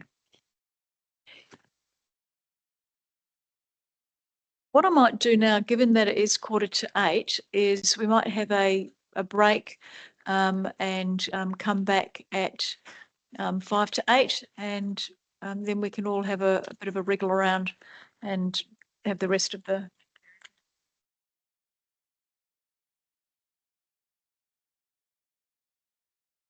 Unless we've just pointed out, we've only got one item left before we go into confidence. Maybe we'll just do that last item and then we'll have a bit of a break because it does take a while for the camera to be dismantled. So we now have a motion on notice, council-led petition to state government stamp duty exemption for first home buyers from Councillor Mann. Councillor Mann, would you like to propose your motion? Yeah, thank you, Mayor Jenkins. The motion is that administration investigate and prepare a plan to be presented at the November Ordinary Council meeting for a City of Victor Harbor-led petition to the SA State Government's House of Assembly to provide first home buyers within regional South Australia a waiver of stamp duty on the purchase of existing homes on the first $750,000 of the purchase price, including a strategy to maximise signatures over the summer period and make this a state government election issue, request other councils within regional SA to endorse the petition, circulate it within their communities and advocate for their local MP to jointly sponsor the petition, partnering with Regional Development Australia SA to gather signatures and support for the petition, advocating to local and state media to provide support and assistance in bringing awareness and support for the petition, and have an aim to achieve 10,000 signatures and have the petition tabled in State Parliament. Do I have a seconder for that motion? Thank you, Councillor Quinton. Would you like to speak to your motion? Yeah, thank you, Mayor Jenkins. So this has been a long process this year. So in January, as we can all recall, we moved a motion to the LGA to advocate to the state government to waive stamp duty on existing homes for first home buyers in regional SA. Any advocacy the LGA may have done was entirely ineffective in persuading the state government. In July, we moved further state stamp duty related advocacy motions, which were effectively dead in the water as soon as they hit the LGA. And so outside of the LGA, we've effectively tried all the traditional methods of advocacy to the state government with no success. So this motion is a creative approach to our advocacy, and it does have precedent. As I'm aware, there's a city-based council who previously successfully petitioned the state government. So there is that precedent. And this advocacy, I guess, is exactly what our community plan, our urban growth management strategy, probably what our future ready strategy will also envisage and advocate for. Because if council is successful in this advocacy, it'll save regional first home buyers up to $35,000 if they were to purchase an existing home.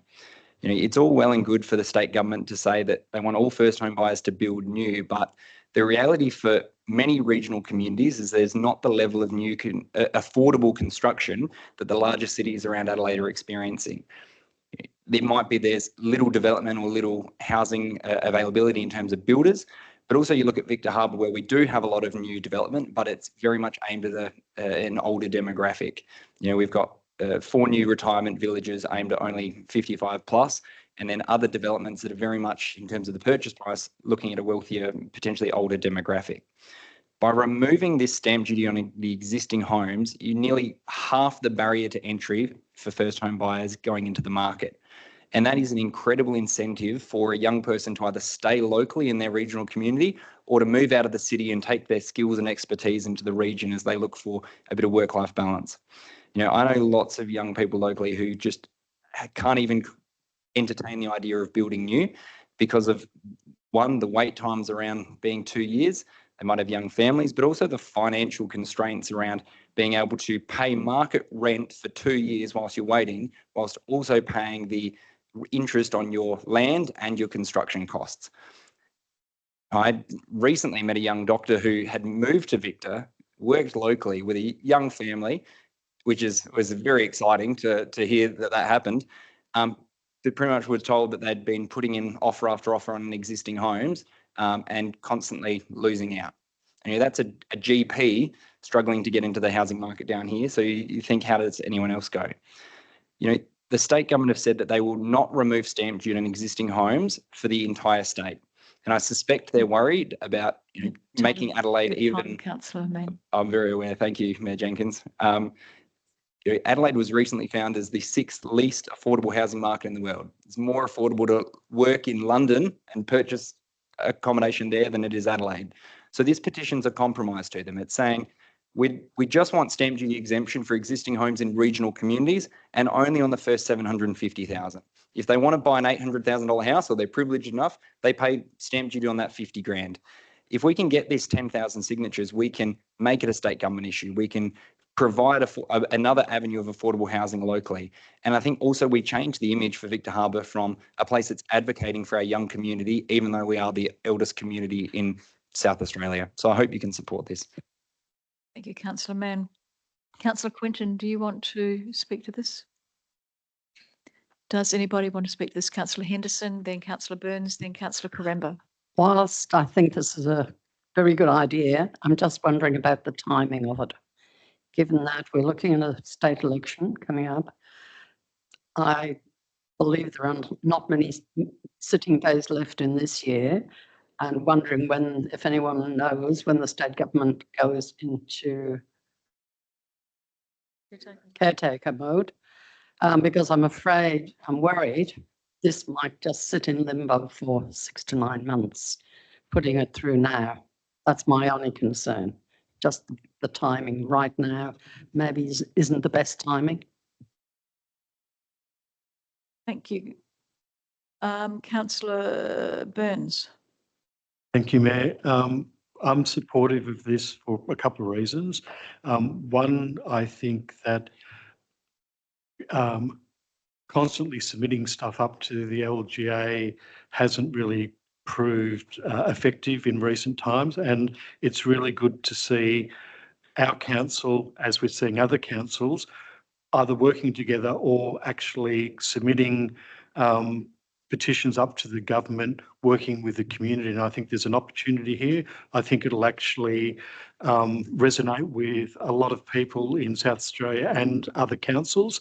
And if you don't try, you can either sit back and say, oh, it's too hard, or we try. And I totally get Councillor Henderson's concerns about the election, but I actually look at the reverse, is that there's an opportunity given the election, and obviously they won't want this can either be seen as a positive for them, but either way we lodge it with the government, and if they don't choose to act on it, that can also equate to votes. So I think there's a leverage here that we can use. Thank you. Councillor Karemba. Thank you. Yeah, I've had my reservations about this, what Councillor Mann's trying to do, but I commend him on his approach, and I will support this because I think stamp duty is just an absolute rort. I mean, getting taxed on the land on several occasions, it's just terrible, and there's a lot of other taxes that need to be looked at. But the other thing I'd like to commend Councillor Mann on is finally coming to the realisation that the LGA is somewhat of a toothless tiger, and it is the direct action of representatives of the community, EI, us as elected members, that can actually get results. As for this petition potentially sitting in someone's inbox for months as we go into caretaker mode, I would say that the sheer mention or even the availability of a petition with 10,000 signatures on it says a hell of a lot more before it lands on some bureaucrat's desk. So I would encourage us to get on with it and get those 10,000 signatures as soon as possible. Thank you. Does anybody else want to speak to this? Councillor Kemp. Yeah, I'm just reading the first sentence of this recommendation or motion rather. Again, it talks about the administration investigate and prepare a plan for the November council meeting for us to make a decision whether we go for a petition and do that. How much work will be involved for staff to actually prepare a plan, to investigate and prepare a plan for the November meeting in order so we can go ahead and discuss the points for and against the recommendation?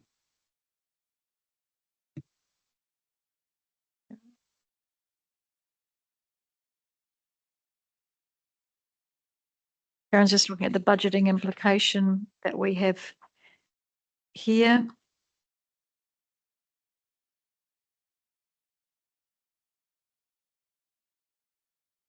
Under officer commentary, there are two types of petitions: the Legislative Council or the House of Assembly. Both require a sponsor from a Member of Parliament, so they'd need to liaise with the current Member of Parliament. probably our current Member of Parliament, who's David Basham. With the Mayor's leave, I might be able to add to probably what's envisaged by getting it ready. That will probably help inform administration as to what may be required to then present, if that's all right. Or I'll give you 2 minutes for that. Yeah, no, thank you. No, it's a very good point, Councillor Kemp. And part of me was wanting to bring up, here's the plan of how we do it, and then bring that to council. But I thought, maybe there's some there's expertise, there's councillors and administration around how we work out that approach. But effectively, what I imagine with that plan to come to council is from administration is, okay, well, potentially how could we get these signatures? Okay, well, the horse tram could have it down there. You could have it at the pool. Maybe we get the local paper and the local, community groups involved. A bit of a plan of thoughts, of ideas instead of when we do endorse it, hopefully at the next meeting, we've got a clear plan as to what's happening, a bit of idea of what the budget may be if we were to do things that required a budget, but also we have a clear plan for administration to then follow, saying, okay, we need to contact this council and say, hey, are you happy to circulate this? And yes, we've got time implications, but I think it's better to start strong with it. So that's it's probably not too much in terms of allocation. Karen's just indicated that it's probably within staffing resources. And I think what you're talking about is really a clear example of the difference between a strategy and a plan, because they are both quite different. This is a strategy that you're proposing, and we need a plan to go with that strategy, which I think is very, very cognizant.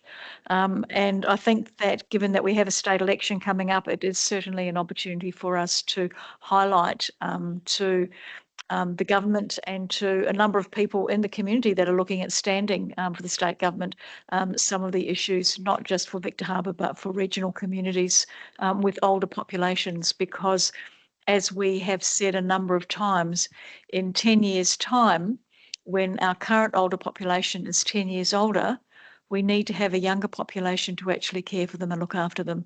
And we don't have that. So we need to actually not just look at our strategies, but have plans to actually enact those strategies to get what we need from the state government. So I thank you for your recommendation, and I'll put it to the floor.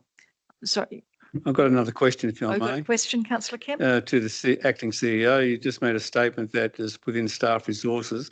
If you put another staff member onto this project, they're taken away from their current workload. So unless you've got staff sitting around doing nothing, I'm sure you how important it is that you go weigh it up to this project to do the plan away from what they're currently doing at the moment. It's an operational question, but I'm happy for you to respond to it. That's an operational question, Councillor Kemp, rather than a strategic one. But I'm happy for this acting CEO to respond to that. She did say that it is within staff resources ability, and we've certainly said that a couple of times throughout this meeting when we've asked the staff to do various other things. Staff here are flexible and well-resourced, and if this is important for the chamber, then they will make sure that they can do it. No extra budget is needed for it. But if you want to respond, Karen. I won't say too much more than that, but thank you through the Mayor. We'll shuffle about priorities. It's not the actual execution of the plan, which absolutely we wouldn't be able to achieve easily within existing resources, or we may need to consider postponing other scheduled priorities, but to actually work out what we need to do in the plan and potentially come up with what those costings, what those resource implications look like, that would be achievable within our existing staffing resources. Thank you, Karen. Councillor Crimby, you've got a question. Just a question regarding the commentary regarding the two types of petition, being the Legislative Council and the House of Assembly. And I could be wrong here, but I don't believe this would be something the Legislative Council could do, because this is a budgetary petition that would require funding from the state government. And I believe all funding petitions and anything ensuing to those matters would have to go through the lower house. I could be wrong, but I think it may be worth thinking, investigating. Thank you. Councillor Schiller, what would you like to say? Just another component to this, if it goes through, it's a great idea in that this is something that we were trying to look at for where it actually benefits the city of Victor Harbor as a regional township.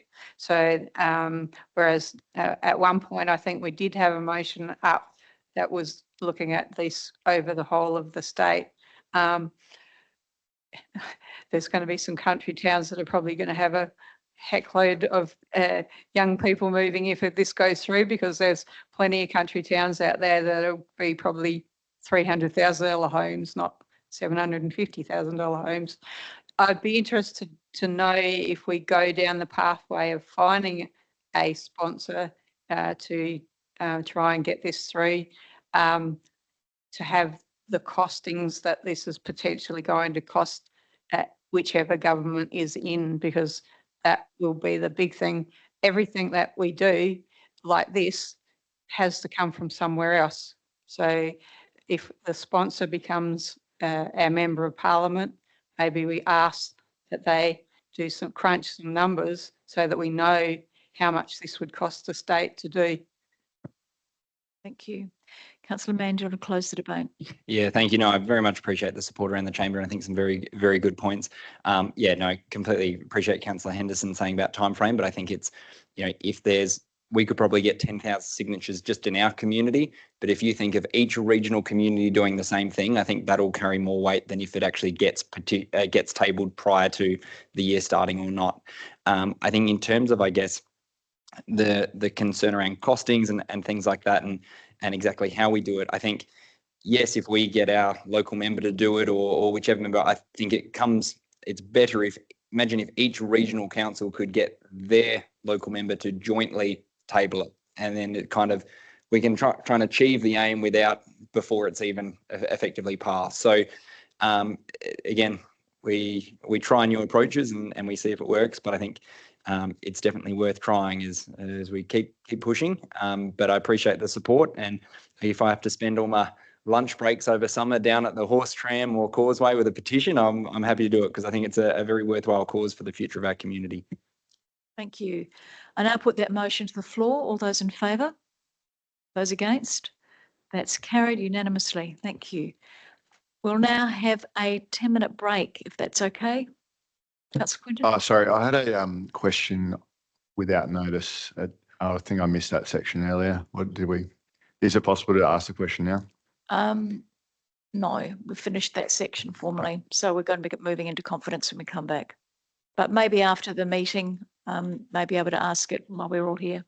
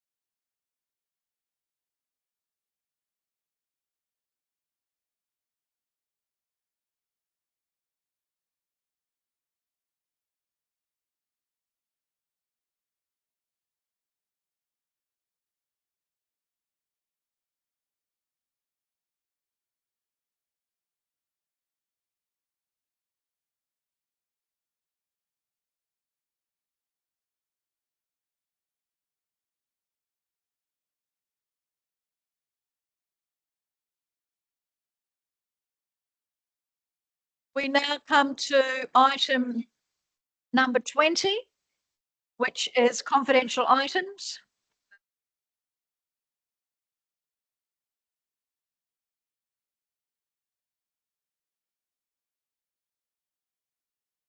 It's just been brought to my attention that we skipped motions without notice, so I am in a really bad spot. I didn't even see it. So I do apologise. And I know that that's not good because the gallery has gone.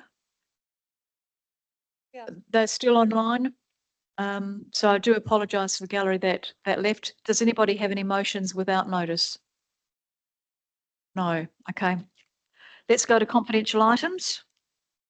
Strategic land purchase. The recommendation is that we go into confidence because what we are talking about is information of the disclosure, which would involve the unreasonable disclosure of information concerning the negotiation for potential purchases of land between council and another authority. Would someone like to move that way, please? Thank you, Councillor Burns. And seconded, please. Councillor Schofield.